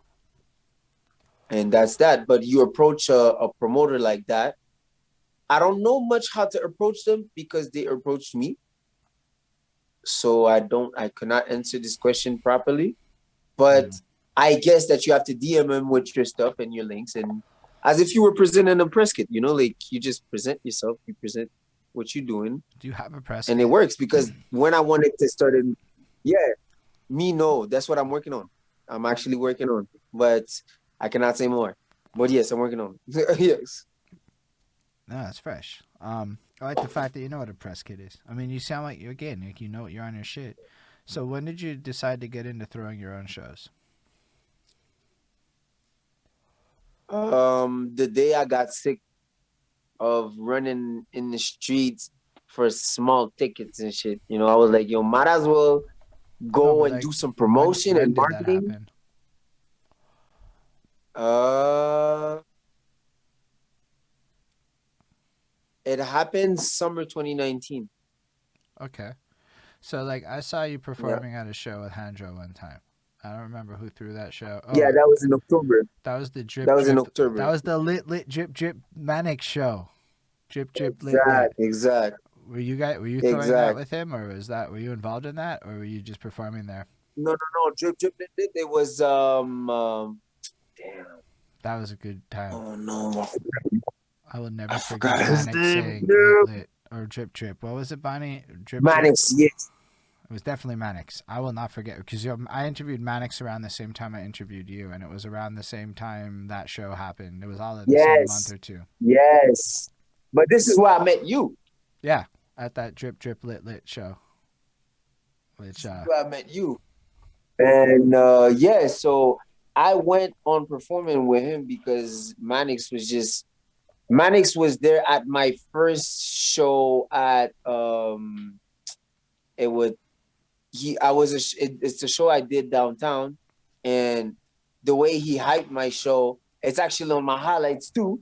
It's called First Show, and you cracked me up. and Yo, pay attention to how he Soul.I.Am was hyping uses it. highlights, though. The guy uses highlights very intelligently. Don't be sleeping on what he's saying, people. If you don't know how to use Instagram, you should be listening when he says that stuff. Anyway, go on, sir. Highlights. I Um, like your stuff, so so they have Manic, an idea of who you are without you saying things. so Mannix hypes you up at the first show. Is that what you're He saying? hypes me up since that show. He hyped up everything I did since. So I was like, yo, man, like he was one of the first players of the city that I knew had a certain foot in the city and that was still rocking my stuff. And I was like, all right, if this guy fucks with my shit, then I should keep on doing it. And all the way up to when I got to that show, he asked me to come, and I was like, "Yo, for sure, I will, for sure, for sure." And then I came, I performed, and then after that show, I decided, you know what? Let's start putting shows together, and the rest is history. Yeah, it's fresh. So yeah, I guess then because that's at the end of 2019, I suppose, right, or late in the year. And then I know I ended up in this church basement. So Soul.I.Am and Hanja at some point come to my apartment after that because I meet him. And Soul.I.Am's telling me all about this community mission he has and this vision of how we can network and grow, etc., etc. So why don't you tell the people about what the vision is at that point or what's going on with that? Because it was really big and it led to a live event in a church basement or a school basement or some shit. So tell me all about that part. The idea of the church basement basically came from when I used to work at that church basement because it's a community center. So I used to do some surveillance there, just watching the kids when they were done school and doing the soccer activities and so on and so on. I was just watching the gym, well, for safety measures and just closing the gym afterwards. So a year and a half later comes me looking for a place for a show. And then I think of that community center and that guy working there that I kept in contact with. And I contact him, present him my stuff, and he's like, yo, come. Yeah, I'm for sure, for sure. I'll just bring put you in contact with the pastor of the church and you'll get the deals done. So that's how I got it done. Oh, it's fresh. But what was the concept of the show? Like, what was your concept for what you were The trying? concept of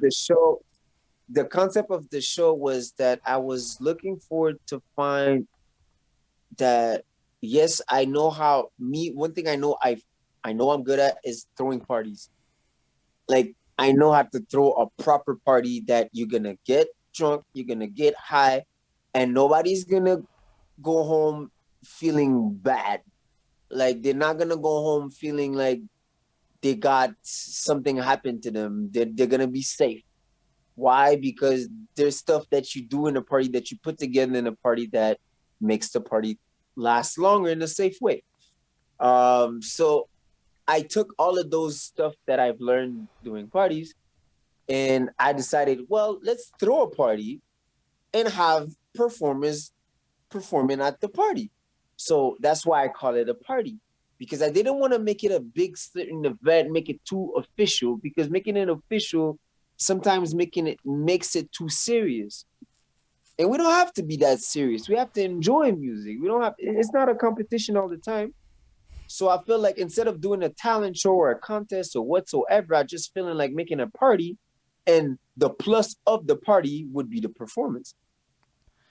Yo, Soul.I.Am hit me with a bigger concept last time. Because you know how I know? He pitched me this damn thing and I showed up to it. So I know he had a bigger concept to it, which involved networking and having the coming together of professionals and having all these people there. And then there'd be a show. That's how I got told all about this. Yeah, And you know what happened? it's I a went to network party. Soul.I.Am's thing and I met the Phantom Mm-hmm. Dancer dude. And that guy is so Yeah. nifty. And I never would have met this Phantom dancing guy who is really fucking great at dancing and shit. He's just all about his shit. Had I not gone to Soul.I.Am's thing. Just throwing it out there. Yeah. And to push on what you're saying, yes, it's a party, but it's really a party, not any type of party, but a party of people that are doing something, that are entrepreneur as in the entertainment game. So that means a photographer will be invited, a videographer will be invited, a dancer will be invited, a beat maker will be invited, and so on. All the tools of what you would need for entertainment to be entertainment will be there. And I want them all to be there and see rappers rap and have their time to discuss and just chill around. Why? Because afterwards, who knows? Maybe that rapper was looking for a dancer in his next video, and that dancer is now sitting next to him and doing a show with him. So maybe after that show, you just have a plug. And I Mm. rather have you use my show as a connection tool for you to get onto your business because after that, if you guys create the dopest music I ever heard, well, I'll be honored that I was the birthplace of that song. You know what I mean? So yo, he's like So 24 when he that's why. comes up with this concept. I just keep that in mind, and I know this, and I can vouch for this, and I can say that the fact is at 24, Soul.I.Am was spitting this at me. You know how I know? That's what that Yeah. interview was, and that's how I went to this shit. And I remember going to that, and then I left early. And well, you know, it is what it is. I was like, nah, this shit is not starting super early, but it was just fine because it was a networking thing, and it is what it is in the city. And I was Yeah. watching you run around being stressed, and I'm like, yeah, I know what that is, my guy. I know what that is. And it was a fun time. And then we started, and then you hand drove and you did your things, and it was a good time. It really was. And then Yeah. I left at a certain point because I was Yeah. like, I gotta go because I'm old. Yeah. But It was great, man. It was great, and that's what I want to keep on doing. But you see, COVID's trying to act up. Yeah. So But we're gonna get back. We're gonna get back. no, I mean you're literally But kind that's of what in we're doing it right now on Zoom tomorrow. You're literally Yes, involved in the that's why birth. I asked to stay home basement. That's why we have a group now, and so in a sense, like for real, when I think about Mm-hmm. what our CrossRoad group can become, a lot of it probably stems from me hearing you spit this shit like a little bit ago. I was thinking about that just now. Ultimately, you described a concept and it was an interesting one, and now I'm doing what I can to make my own versions of this concept come to life. I'm personally into the fucking Twitch experience because frankly, it's not real life, but it's good enough for now. That's how I feel about it. But For yo, now, yeah. but it's also a way to like work and build an audience, which is usually at this part of the show where we transition to some of the next parts of it. Because yo, the real life side is gonna be, should we do a Crossroad Discord channel? Maybe. That's a conversation to have. Um, I That's would a topic. no, but I would say it's more of a off camera. You, Vince, and I have a discussion topic more than it's a Yeah, different topic. But yeah, admin topic. yeah, Admin topic. but that's the truth of it. Is it's Soul.I.Am, Vince, and I. It's not so behind that suit might be hosting it over here, but it's actually a separate thing than behind that suit. It's just it makes sense Mm-hmm. to leverage what I'm doing with all of this to keep it there for Mm-hmm. now. But yo, the dream is it gets fucking big enough to blow up and be its own thing. And then, yo, Yeah. think about the real life. So I found out about this guy Max Mupese and him having this ongoing cipher discussion thing that is really in line with what CrossRoad is. And this already existed in Montreal. And I had no idea. But Serenity was telling me all about how she would go there and sharpen her sword and get fucking ready with the bars and shit. And you saw Serenity come through that one time and she fucking worked that shit. It was like, okay, so we're on to something with this, is my thoughts. Like, this is a beautiful opportunity. Because I can tell you one thing, my freestyle Hey, game is way better it now. might be a rap gym. Sorry? We might be creating a rap gym. That's kind of actually a good way to look at So, it. So I'm working with this group and yes. end of the week for my Saturday interviews. And basically, in New York City, they have this MC challenge. And in the MC challenge, it's basically fin de faible. So whatever you're seeing at fin de faible, that's end of the Yeah, week. Okay, like it's the same thing. At end of the yeah. week, Quebec created fin de faible. So in New York, the end of the week spot is notoriously known as a place where you go through and you do the MC challenge. Like it's a training ground. It's like a rite of passage. And I'm going, yo, we could make the Crossroads become a rite of passage like Le Cypher or one of the other places there. Because honestly, ever since I saw that we have to rap about milk and cookies, I said, this shit's hard. This got harder and it got weirder. Way weirder for reals, dude. But you know what? These Twitch peoples, that's the audience. They might show up. Like they might show up to the live show. And I'm like, maybe they'll come to the live show and throw Why not? topics at us. That sounds fucking blessed, you know? I don't know. We're creating a culture here. That would be great, man. So it's like, Yep. but then honestly, I'm already reached out to Hoshie to do a track. People's already talking to other people's about doing things for reals. So it's like you're a part of building that for real. Mm-hmm. I think everybody needs to know that. That's why I said it again. Because everybody needs to know that without Soul.I.Am, this shit isn't actually happening. And listen, you don't know it yet, but there's all kinds of real life stuff we can do with this shit. There's all kinds of ideas that are culminating. So how do you think the future of music is gonna Limitless. go with the next year? What do you think the next year is gonna look like with live So, shows and internets, and how does this play out to you? the only thing I'll know is that the one man thing is dead. If you want to think, you want to do one thing on your own, trying to be a superstar on your own, that you won't be able to you won't be able to last long in the game riding alone. So I feel like starting this year, actually starting last year,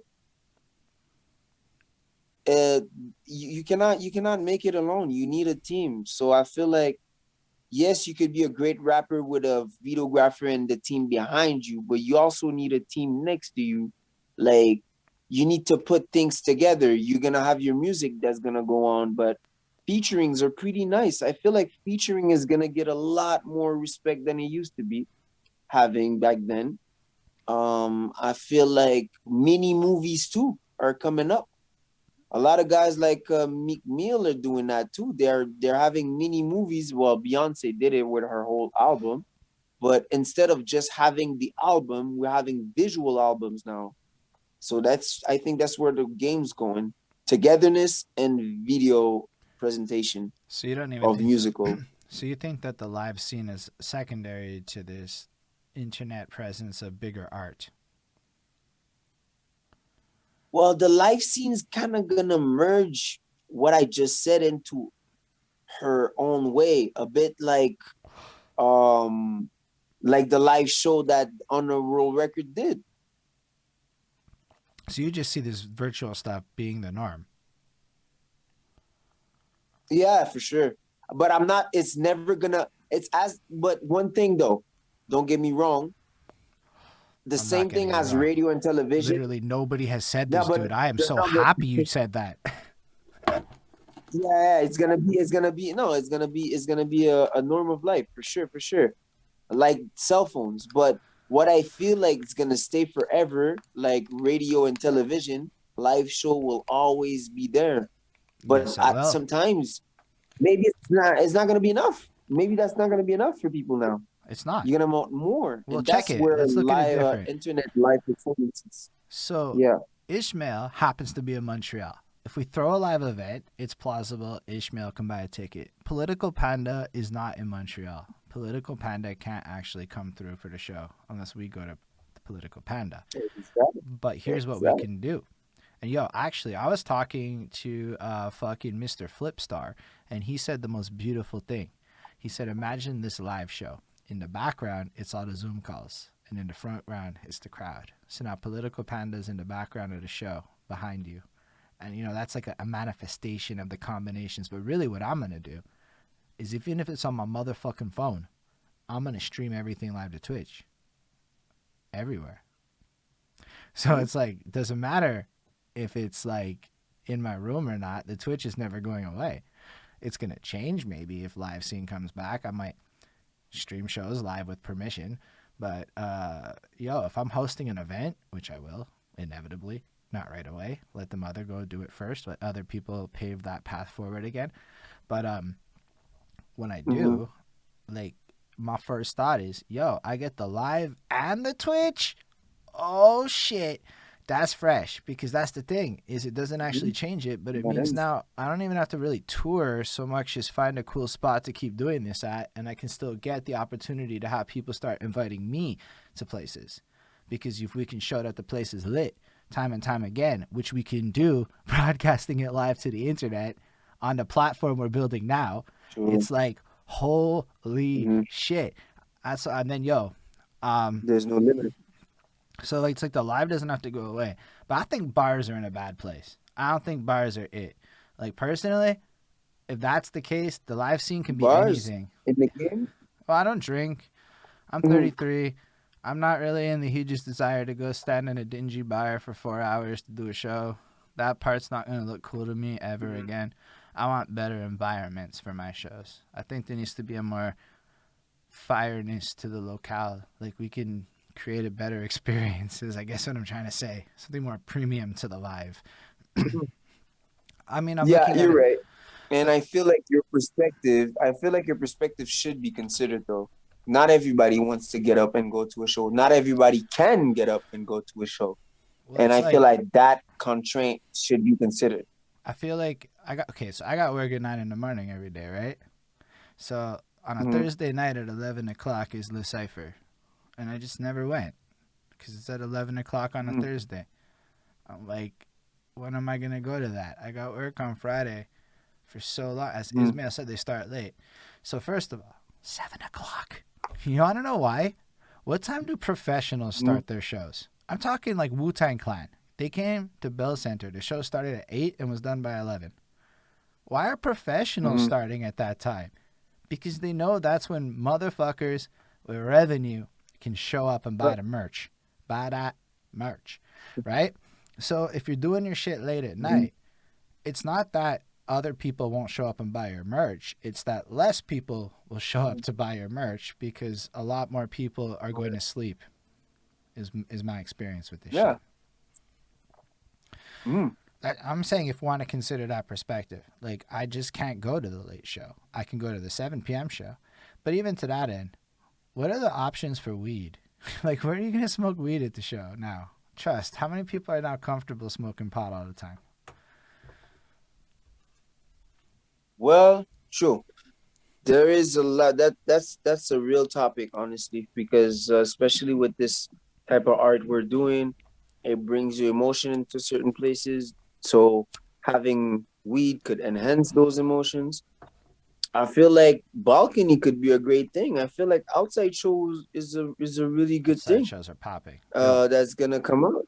festivals are gonna Outside stay. shows like yo, me, I remember yo, I think one day someone told me a story about, oh yeah, it was a guy from Vancouver.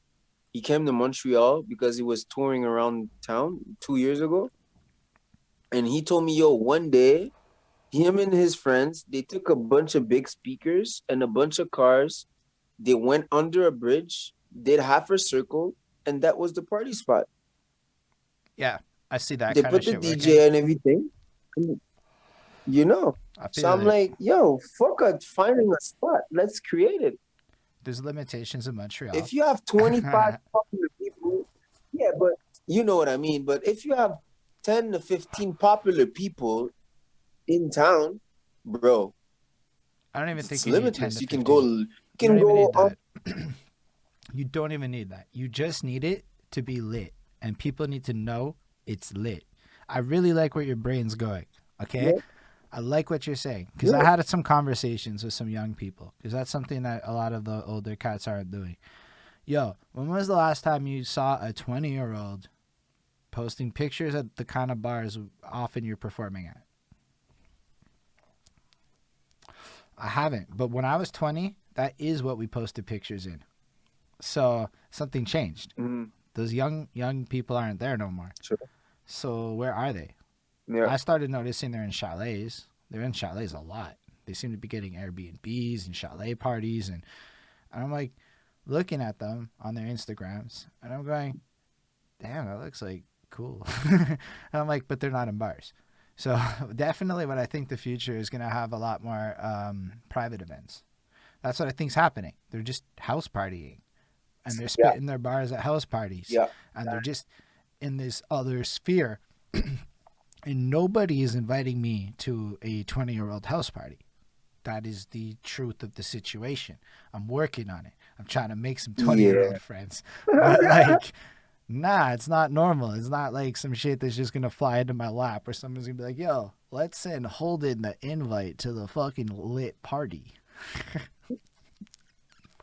It's okay. Yeah, you're I accept my reality. right. But basically, I look at it like that. But what you were saying too is just as fucking plausible and cool with the like find a dope spot and do these pop up shows. So yeah, in that That's regard, it. I think a lot of this shit goes because it has one thing in common. It's lit on the gram, and I think that's more important. I don't think here's the thing. I think we want to perform to crowds more than crowds want to come to shows and watch us perform. Is my theory. You think so? I think they want to go to festivals. Everyone wants to go to Yeah. festivals. So festivals are in for life in my books. Even I want to go to Yeah. festivals. I fucking love festivals. But do I want to go to like shows? 3 a year. I go to like the Bell Center one time. I saw that Wu-Tang show and I'm like, you know what? I might never go to a Bell Center show again. It took an hour to get out of that motherfucker. Okay? Or it was Place Bell. An hour to leave that motherfucker just to get my motherfucking jacket, and because it's cold, of course. Dude, I just can't do that no more. I don't want to. It would have to be like the Nah, I best understand. person, and I don't even know who I would really. Maybe Kendrick, and even then, I'd look at the price of the ticket and be like, I could buy an ounce on that shit and watch it in virtual reality from my home because I got a VR headset. The fuck do I really need that shit for? So, motherfucker, I'm not single. So, there's no real advantage for me to be in the crowd, if you catch my drift. So, I'm sitting there going, I don't have reasons to go. I want to go to like a Metropolis punk show. I would do that. Or like a Club Soda punk show. That sounds like a fucking or a rave. I want to go to a Basically, rave. if I'm getting your point right, I think that you want to go out if you going out involves you being involved in where you're going. Or A show you're not involved, you're just or watching. at least I can But a dance. festival you're involved. Yeah, because like we've reached Yeah. this point where, but that's what I also realized is most people are kind of like that. Think about it. All these festivals, especially in Montreal, where like go pick a Mhm. week where there's not a festival happening. Like for real, you notice there's one like every fucking week of the year. You can't go a weekend without Yo, 5 we're the events. coldest festival city, man. So like We're the it's, coldest festival city. and I love that because it's cool and it does a whole lot, but it does make it like Yeah. everyone else in the city can go to the Jazz Fest the same night as your show. So now you got to compete with Jazz Fest. Now you got to compete with Just for Laughs. Now you got to compete with Heavy MTL. Now you got to compete with all of these things, you know? And I find that Mhm. the people of Montreal are just way more open minded to go into that kind of shit. Like they're everywhere. And Yep. I think I'm not saying that we can't pull off bar shows. I'm saying it's just got to be a lit experience. It has to be a good experience for somebody that comes there, and the drinks got to be cheap. It's got to be something about it that makes it lit, and then I'm Mhm. all for a live show. Then it sounds like a fun time. Smaller scale too, because I don't even want to go to a big club no more. I want to go to small shit. So like, yeah, that's my thoughts on that. I don't know. And that's the glitch I want to use. That's the reason why I want to use networking into the parties I'm gonna put up. Because I don't want to make anybody just leave their place to leave their place and trying to enjoy a show. I want to make whoever that's gonna leave his place to come, he's gonna get something out of this show. Yeah. Everybody else can watch it at home. You say that, and I went to your show, But I still need a show. and I was willing to go to You your know? show even if it was Yeah. in a bar. Exactly. So my point is, I feel like you're right by doing a bit of both, having the live in the back and having the people in the front, and those people should be special people.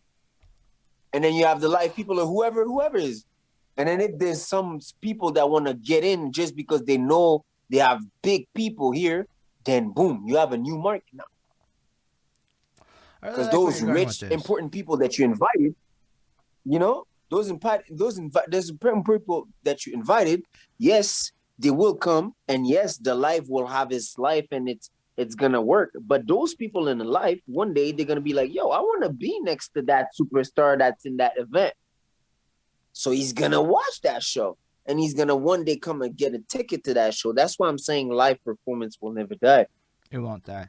Because as long as you can move rich people, you can move everybody.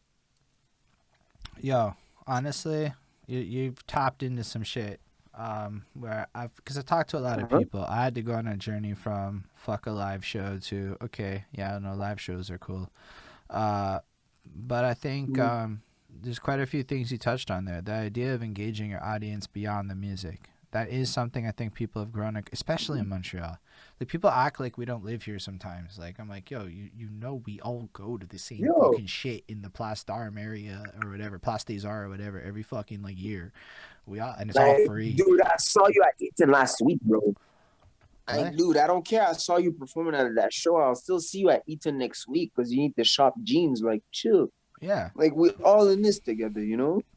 But that's where it's like, so yeah. So to act like just because we throw a show at a place is going to count in and of itself is a weird idea. But I like the fact that you attach something more to it. Yeah. By creating a higher context to your show, you create more of an interest Yeah. in it. I fucks with that. I fucks with that a lot. So when did you decide to become an entrepreneur? The day I decided to live on my own when I was 18. Okay. I was like, yo, yeah, I wanna have more than just surviving. That's it. That's it. And I don't want to work for someone my rest of my life. So that's the two things that made me become an entrepreneur. All right. So what's next for Soul.I.Am? What's next? Yeah. I mean, I have actually two things coming up. I have more than that coming up, but the two next things are me and Hendro having a new track coming up. Actually, pretty soon, in April. There's no specific date yet. We will get to you guys with that. But we have a track coming up, and well, so far, we'll have a update of the brand.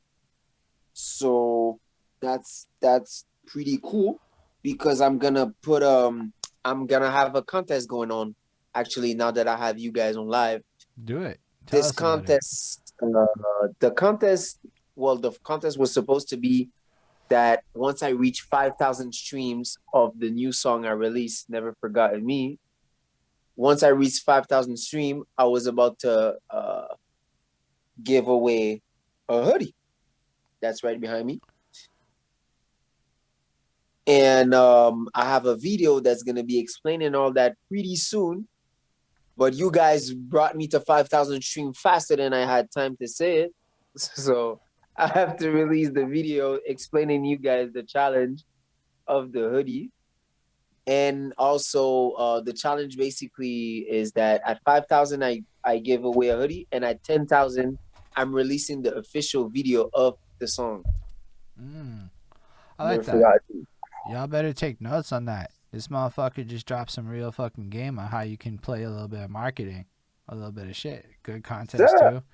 Y'all know he was a judge on the first Bridge the Gap with Bars Volume 1 too, by the way. Just so you know that Soul.I.Am's a real one. Yeah, that's right. In the first contest we did, if we're talking contest, he was a judge too. It was great. Shout out to the winners. Natasha, she was great, man. Everything was just lit. I listened to everybody, even though I didn't, well, but it was great. Constraints. Just listening to y'all, it was great. It was great. No, so I'm happy I was taking part of this. But I'm glad to see that you're doing an interesting thing like that. I know you hit me up with it, and I was like, all right, I'll spin it, and it's cool. I like the contest a lot. Do you have any albums coming down the line? Do you have plans for anything like that? Do you feel albums are still worth making? Yes, albums are still worth making because their stories are still worth to be told. I like that. Yeah, I feel like a mixtape is just you brainstorming how talented you are. A single is you showing the best of yourself at that moment. And an album is the story. Ooh, that's how I see. I think that's a really good distinction. That's at least that's how people treat it. Yeah, I feel like. Yeah. I like that. Actually, yeah. No, I heard that. Yeah, so I feel like I have a story. Yeah, I have a story coming on then. That's amazing. It's gonna be called City of the Lottery Ticket. Oh, that's dope. And it's gonna come in December 2021. I will lead you through the year. You will receive a lot of music going on through this year, featuring. I won't just leave you like that. Yeah, but half these people are gonna see you tomorrow. By the end of the year.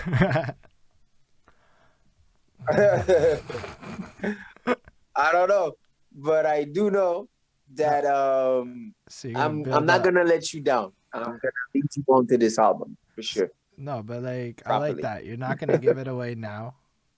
You are gonna be around. No, you've got a big plan to roll out your thing properly. You've thought a lot about how you're gonna roll it out. Yeah. And City of the Lottery Ticket. Yeah. I like that title. I like that title a lot. I can't comment on that title because I like it so much. I think I know what you're talking about, and I love it. Yeah. Yeah, man. It's a good title. Everything you thought. It's a good title. I live in the city too, my guy. I like it a lot. It's fucking cool. That's a great title. It makes me really want to hear your project. I'm not gonna lie. I can't wait for that. Yeah, you man. got me excited. City of the Lottery Ticket. That's what's going on. December 2021. Do you make beats? Yep. So. Do you make beats? And I'm gonna at least. Do I make beats? Yeah. No, but I wanna get to that. Oh shit! I really want to get to that. Lamef just raided with a party of 9, so a bunch of people just showed up. Et si tu veux, tu peux reprendre les personnes en français parce que je sais que la partie de Lamef c'est en français. Alors, dis allô tout le monde. I'm fucking around. No, but they're really French. Salut tout le monde, comment ça va? En français, qu'est-ce qui se passe? On est là. 5-4, pas fort, you know, on sait déjà. So Puis, yeah, ouais, ben, je pourrais continuer en français, va, pour no, ceux qui we veulent got to go savoir. back to English just for the sake of the YouTube after. No, sorry everybody. We were just trying to be polite, host. I'm like, nah. But, thanks y'all for coming. They know I'm English. Lemef told them. Like, I know Punky Pirate's been there, and then Punky Pirate goes, I tried. It's English. Peace, high love, and I respect that shit. I respect all of them. Big love to the people, for real. Twitch is dope like that, though. Like, we're in the middle of a conversation, and it's like Lemef just busted in with a squad, and now Lemef's squad is in the house with Yeah, I us. was like, I respect that. squad shit. No, it's fun. It's cool though. That's some squad shit. So just break down your theory on the mixtape versus album versus single thing to all the people that just joined it, because I think they might like what you were saying there.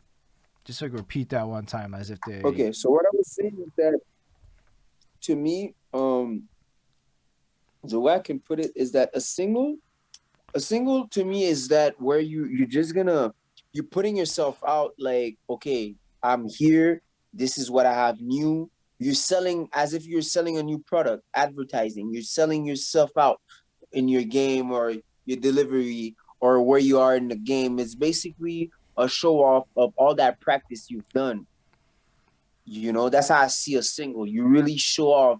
It's as if it's like an interview, you just show off so you can tell the world like, yo, I'm something you want to listen to. So that's how I see a single. A mixtape though, I feel a mixtape could be like a collection from a designer. Shout out to St. John. He brought that idea in my head. But yeah, so I feel like it's a collection. It's a collection where you're gonna show off different type of clothes, different type of song, different type of ideas, but meshed up into one CD project that you're gonna release all together. But they still have a correlation, even though it's not a story. They have something linked to it, so a theme or a topic or whatsoever. So it could be like 12 songs that have no every mixtape connection. has a connection? No, they don't have to. Okay. But maybe on a deeper level that we don't know. Okay, I'll take that. I accept. That's a good way to answer that. Maybe we don't know. Good answer. I feel like maybe we don't know because we're not the artists. I feel like the interview will always tell us what's behind that specific mixtape. If they choose to reveal. It's a case by case. And then what's if the album? they choose to reveal. And the album, I feel like once you out there and you decide to go put an album out, is that you're ready to tell the world who you are. What made you decide to do this instead of something else? How can you, because you're ready to have a big impact. I feel when you put an album out, you're ready for the impact of the game. You're not just here to just show it off and just flex on people or just put a mash of what your talent is. You're really ready to dig in and be like, yo, I'm here to engage with some people. I'm here to engage with a certain amount of listeners that needs music to feel better, such as I needed to do music to feel better. So I feel like the album is the moment where I'm knocking at your door and say, yo, hey, this is Soul and this is what I'm about. Can you peep that so we can ride on and keep doing music together? That's how I see an album. All right. So how do you see a music video? A stamp, a proof that, yo, we have all our senses that can prove that this song made me feel a type of way. I saw it. I heard it. I felt it in a way. No, I didn't touch it, but you know what I'm saying? And all your musical senses are awakened when there's a video, because you're trying to see way more than the lyrics. You're trying to see if you match the lyrics with the imagery. Is there something deeper? Like, you're really trying to get everything in a video, but yet if the artist is a great artist, he'll still give you more mystery, even though he gave you a song, a promo, a photo shoot, and then a video, yet you can still not grasp the idea and you need to interview him. That's what I love about an album and a music video for an album. So for you, there's like a lot of value in creating that complexity. Yes, because I feel that that's what's gonna keep you in the game. As if and I'm bringing back football. If I can analyze you in 10 minutes, I won't give a F about you for the rest of the week because I know that once I'm gonna play you, by the second quarter, I figured you out. So bro, I won't give a damn about what you do on the field. I just know what to do to shut you down. And if the quarterback dares to throw the ball to your direction, he's a dumb punk because I already figured you out. So you're just giving me free balls, you know? While if I have to study a good receiver or I have to really study the game properly and I have to give you some certain content, then we have a connection now. You want to dig more. It's not enough. Either for Mm. me or for you. You need more and I need more, Who's an you know? example of some popular artists that you think really do this well? St. John, I'm not sure who that is, to be honest. you have to know. You have to get to know. I'm gonna But look it up after. But he's a what does he do R&B that makes you so slash interested? he's mysterious without being so out there. He's vulnerably mysterious. I don't know if it even makes sense in a sentence, but I feel like he's showing you who he is without telling you nothing about him. You have to dig more. Mm. And that's what I like. I'm going to give you the full length of my layer, but there's more layers to come. And that's what I want to put in your mind. That's not it. That's not it. That's not it. And it messes you up because after 3, 4 times that you told yourself, yo, that's not it. Shit. What the fuck he's doing? That's not it. Damn. I mean, Yeah. that's not, you know what I mean? That's my point. I mean, I So totally hear you what you're saying. I'm like, to that end, I'm like, yeah, I literally say that kind of shit to my girlfriend. I swear, some of what you're saying, I've said to my girlfriend. I'm like, yo, she's like, why do you keep come on coming now. up with new shit? And I'm like, yo, because you gotta keep people guessing. Yo, I literally started rapping over this hard style, freestyling over this like DJ that does electronic hardstyle shit. Because you know what? I was inspired by 1982 hip hop back when it was an MC rocking a party. And I'm like, where can I actually get that? And it's going to happen in the electronic scene. So I know my dude. Anyway, so that's my new Friday night gig. I'm not. And you know what? This dude hits me up. Are you freestyling over melodic psytrance? And I'm like, yeah. Yeah. And it just like, you keep doing shit that people don't expect. And we talk about secret projects that aren't secrets and things, and people get really fascinated. What is a secret? I don't know. It's definitely not what I'm A talking about. secret is just something. I think a secret is just something someone didn't took the time to look for. Nah, some things are definitely real secrets because we don't talk about them. But sometimes You there's, don't want to talk about it. Let's not talk about it. But but then sometimes yeah, things are, you know what? I agree with you. I take it back. They're just things that are not really thought about. I accept. Nah, because if you really listen over the cohesiveness, you could figure out the same things I'm figuring out. Therefore, it's not really yeah. secrets. I like that. Ooh, Soul.I.Am smart, everyone. He's a smart dude. Thank you, man. Um, Thank you, man. so I think you were in the middle of answering the beat question when we got raided.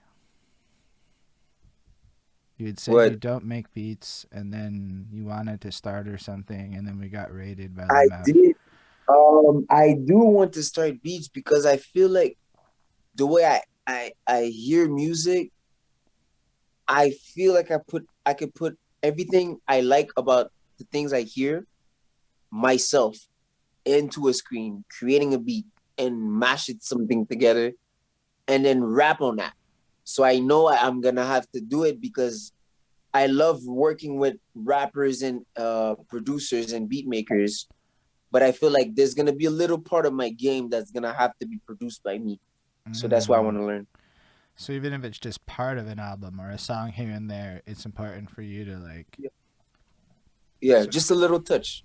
so where do you get your beats from? Or yeah. I really mostly look forward to have Montreal beat makers. That's my Mm, best I like that. that I do. But I've been all around the world. I'm happy to say that. I have a guy from Russia. I have a guy from Germany. I have a guy from Italy, and a guy from Montreal, Toronto, Vancouver, and Halifax. I like that. Who's your favorite Montreal peoples in terms of beat makers in Montreal? Don Dada and Meticulous are crazy, bro.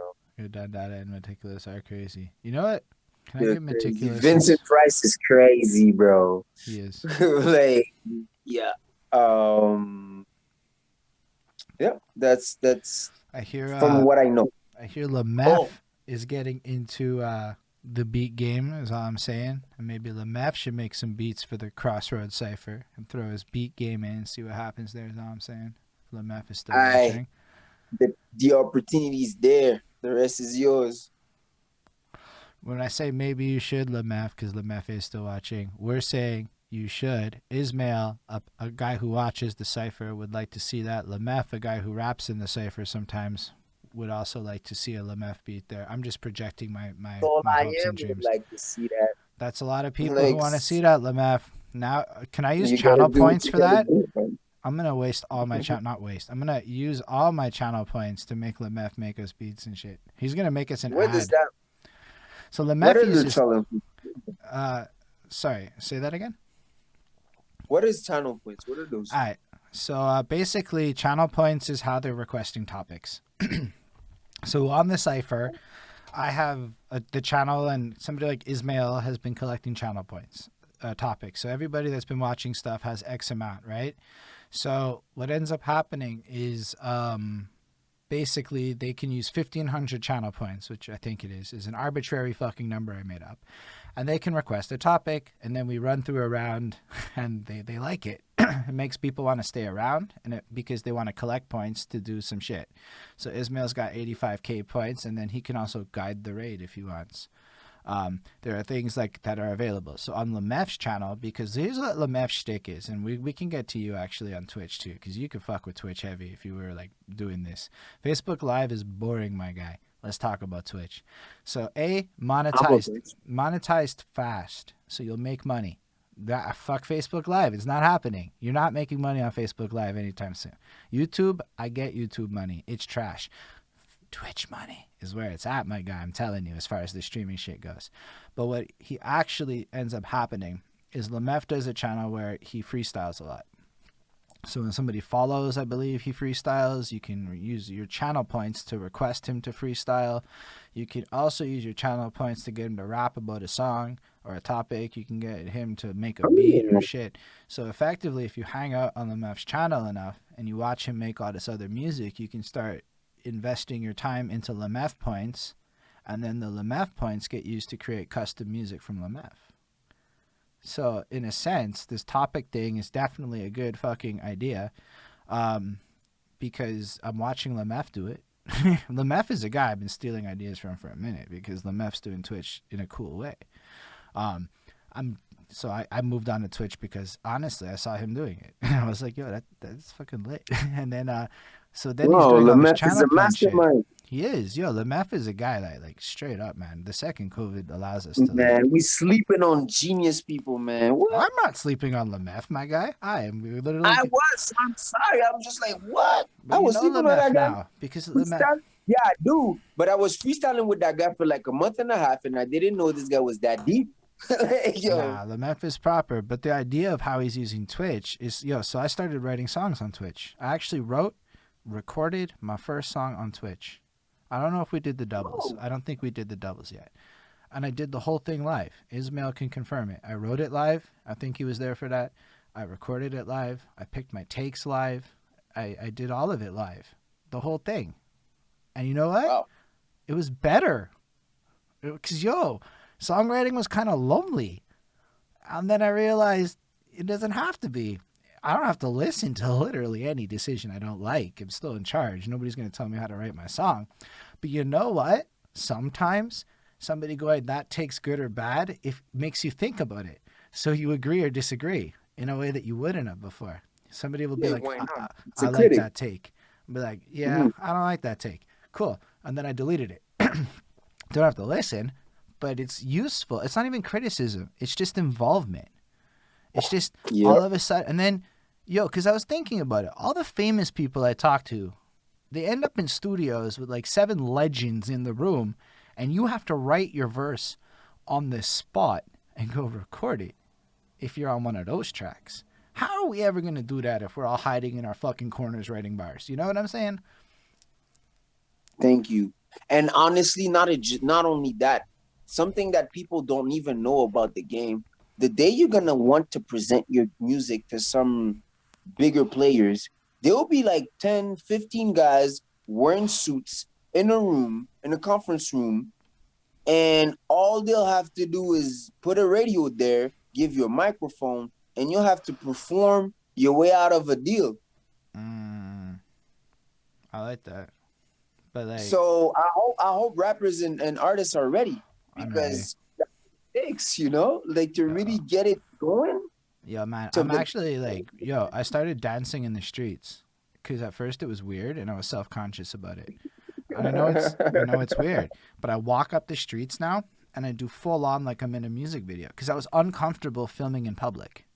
So I figured if I just make myself look like it, like just do it. I walk up to the weed store and I fucking, where else am I going? There's literally never a reason to go anywhere anymore. I even now have online groceries. Thanks, Ismail. Less of a reason to go anywhere. So anyway, Wow. but as I walk, I'm just like fucking spit in my hand. I don't drive though. You drive, so it's a different reality when you don't drive during these times. I don't have to buy a bus pass. I haven't needed a bus pass in a year, dude. That's a lot of savings. You start thinking a little different. Anyway, so I just fucking do all these choreographs. I'm trying to dance. I try to, like, when it's not icy, I go as far as to try to, like, skip dance shit, try to time out my legs and motions. Because, the next time I hit a stage, I'm going in like I'm way less than I do. Yeah. And, like, it has to be like that. Because I watched what Waka Flocka Flame does live, and that show looks better than what I do live. I can rap nice, but can I perform like that? Like, so I'm very motivated about that kind of shit. I don't even know how we got to this part, but anyway. Oh yeah, they're in the fucking studio room. You're right, they do, because you hear these stories of people like, I think it was even Bobby Shmurda was one of those guys who just jumped on the table, ripped some shit, and blew the fucking room away. Did he got signed or not? he did. he got the deal. So Regardless it's of what like, we're gonna say. there's some merit to that, to being able to perform your shit. I like that. It looks like Soul.I.Am's getting some off-screen instructions in his life. Yeah, I can tell. No, because I have to shout out. Wait. How do I put it in front of the screen? So I just have, like, I don't know if y'all see the sticker. A little bit. I can kind of see the sticker. Well, that's a sticker from a guy I know. His name's Body Jones. He's a dope engineer in the city. And he gave me stickers, and then I was trying to stick them up, but I had that instruction of how to stick it properly on my laptop. Ain't that crazy? Yeah. Well, I mean, it makes sense because I fucked up stickers before, so believe it or not, I don't think it's that crazy because I have fucked up the sticker putting it on the laptop. Exactly.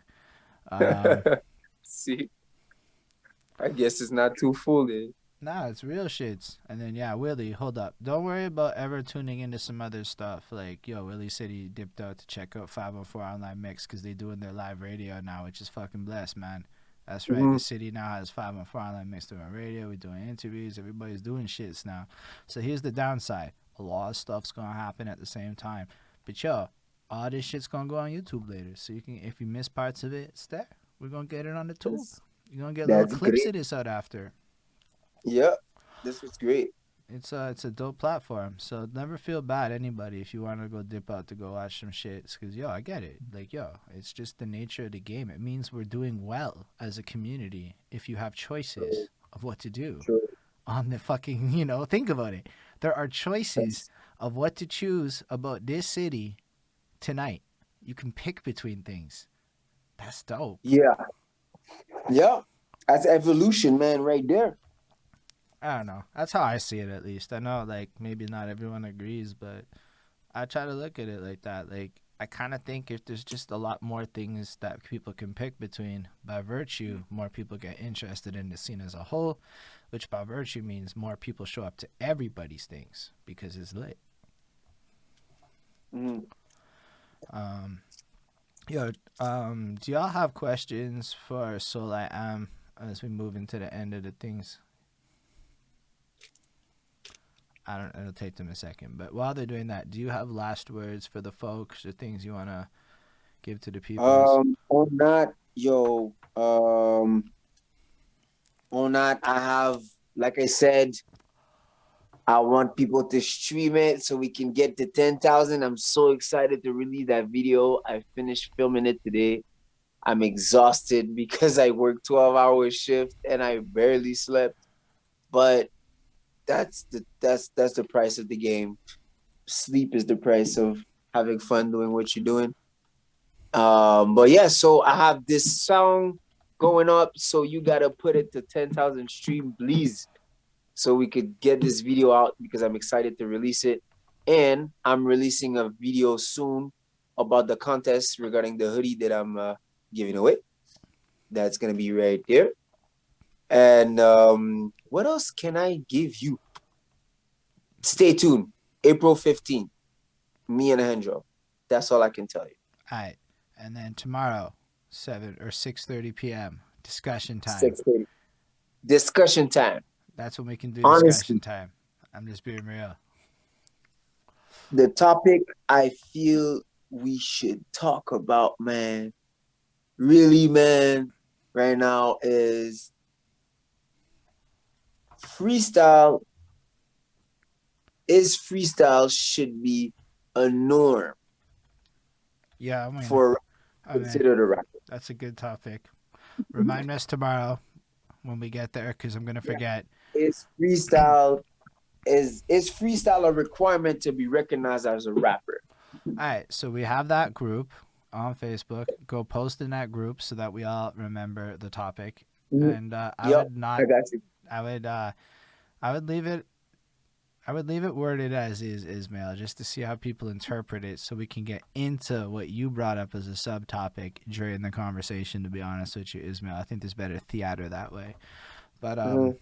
But basically, I just want to thank everyone for being here, including you, Soul.I.Am. Honestly, Thank you it's a for great asking me, man. opportunity to get to know you better. And it makes me happy, right? Because, again, we are working together on something. So big ups to CrossRoad Yeah, thing, which, again, thank you. Because yep. without you, it's not really a thing that's happening. So I'm grateful for that. Um, Respects, man. Thank you for making it happen with me, though. I For mean, believing in the idea. I just try what I can try. I mean, listen, the idea was an idea I wanted to do, and you do your thing in a way that I believed in before this interview. People don't know that I know you like that before this. Maybe they don't know that. I knew that I knew you a little bit, and I've been watching you now for over a year. So to me, it just makes a lot of sense, and I think this interview helped communicate who you are to people. And sometimes as Yep. artists, we have a lot of trouble communicating who we are, myself included. I learned that during these interviews, that showing people who I am is the right choice. And Yeah. in a sense, it's like sharing the soul of I am with everyone. See what I did? Anyway, but no, for I real. see what you did there, man. Thank you I for see what you did there. thank you all for watching though. Even Golden Jenny's still here. Deli stuck around for a minute. He just said he What? dipped out. That's Ismail's crazy. there, and we're talking all this time passes, and they hang out and they watch it and they engage. And you know what? I wouldn't be surprised if we saw some of these people back tomorrow in the chat. And that's what's beautiful about this See you shit. tomorrow, then. I'm gonna see y'all Honestly. tomorrow. So thank y'all for that. And then also thank all the people in the future that will watch this on the YouTube. You know, and Yes. it's also going to be on Spotify and all your favorite podcast networks, and basically whatever the fuck I could get it on with Podbeam / what I can upload direct. But it's on all of it, like Apple Music's and pretty much everything but Pandora, because Pandora was like no drugs, and I'm like, fuck you. And so I didn't sign up for Pandora. I did everything else. So all of the places, wherever you're at, let us know. Follow, blah, blah, blah. Special thanks to the patrons, Ismail Gadamsi, Chris Prado, Jonathan Barnes, DJ Black, Hurricane, Linda Williams, and Scribble. They're dope. They support what we do. All that good stuff. If you're on Twitch and you support what we do, that Amazon Prime sub is free, like Jonathan Deli Dells did earlier tonight. And in the future, if you're watching this, patreon.com/behind that suit. Your links literally just popped up in the chat, so don't worry about it. It's there. And yo, thank you all from there. Ishmael used his channel points to raid whatever a JMix one is, so we're all going to go investigate together as I initiate that raid. Thank you all for being here. Thank you again, Soul.I.Am. Live long and prosper, everyone.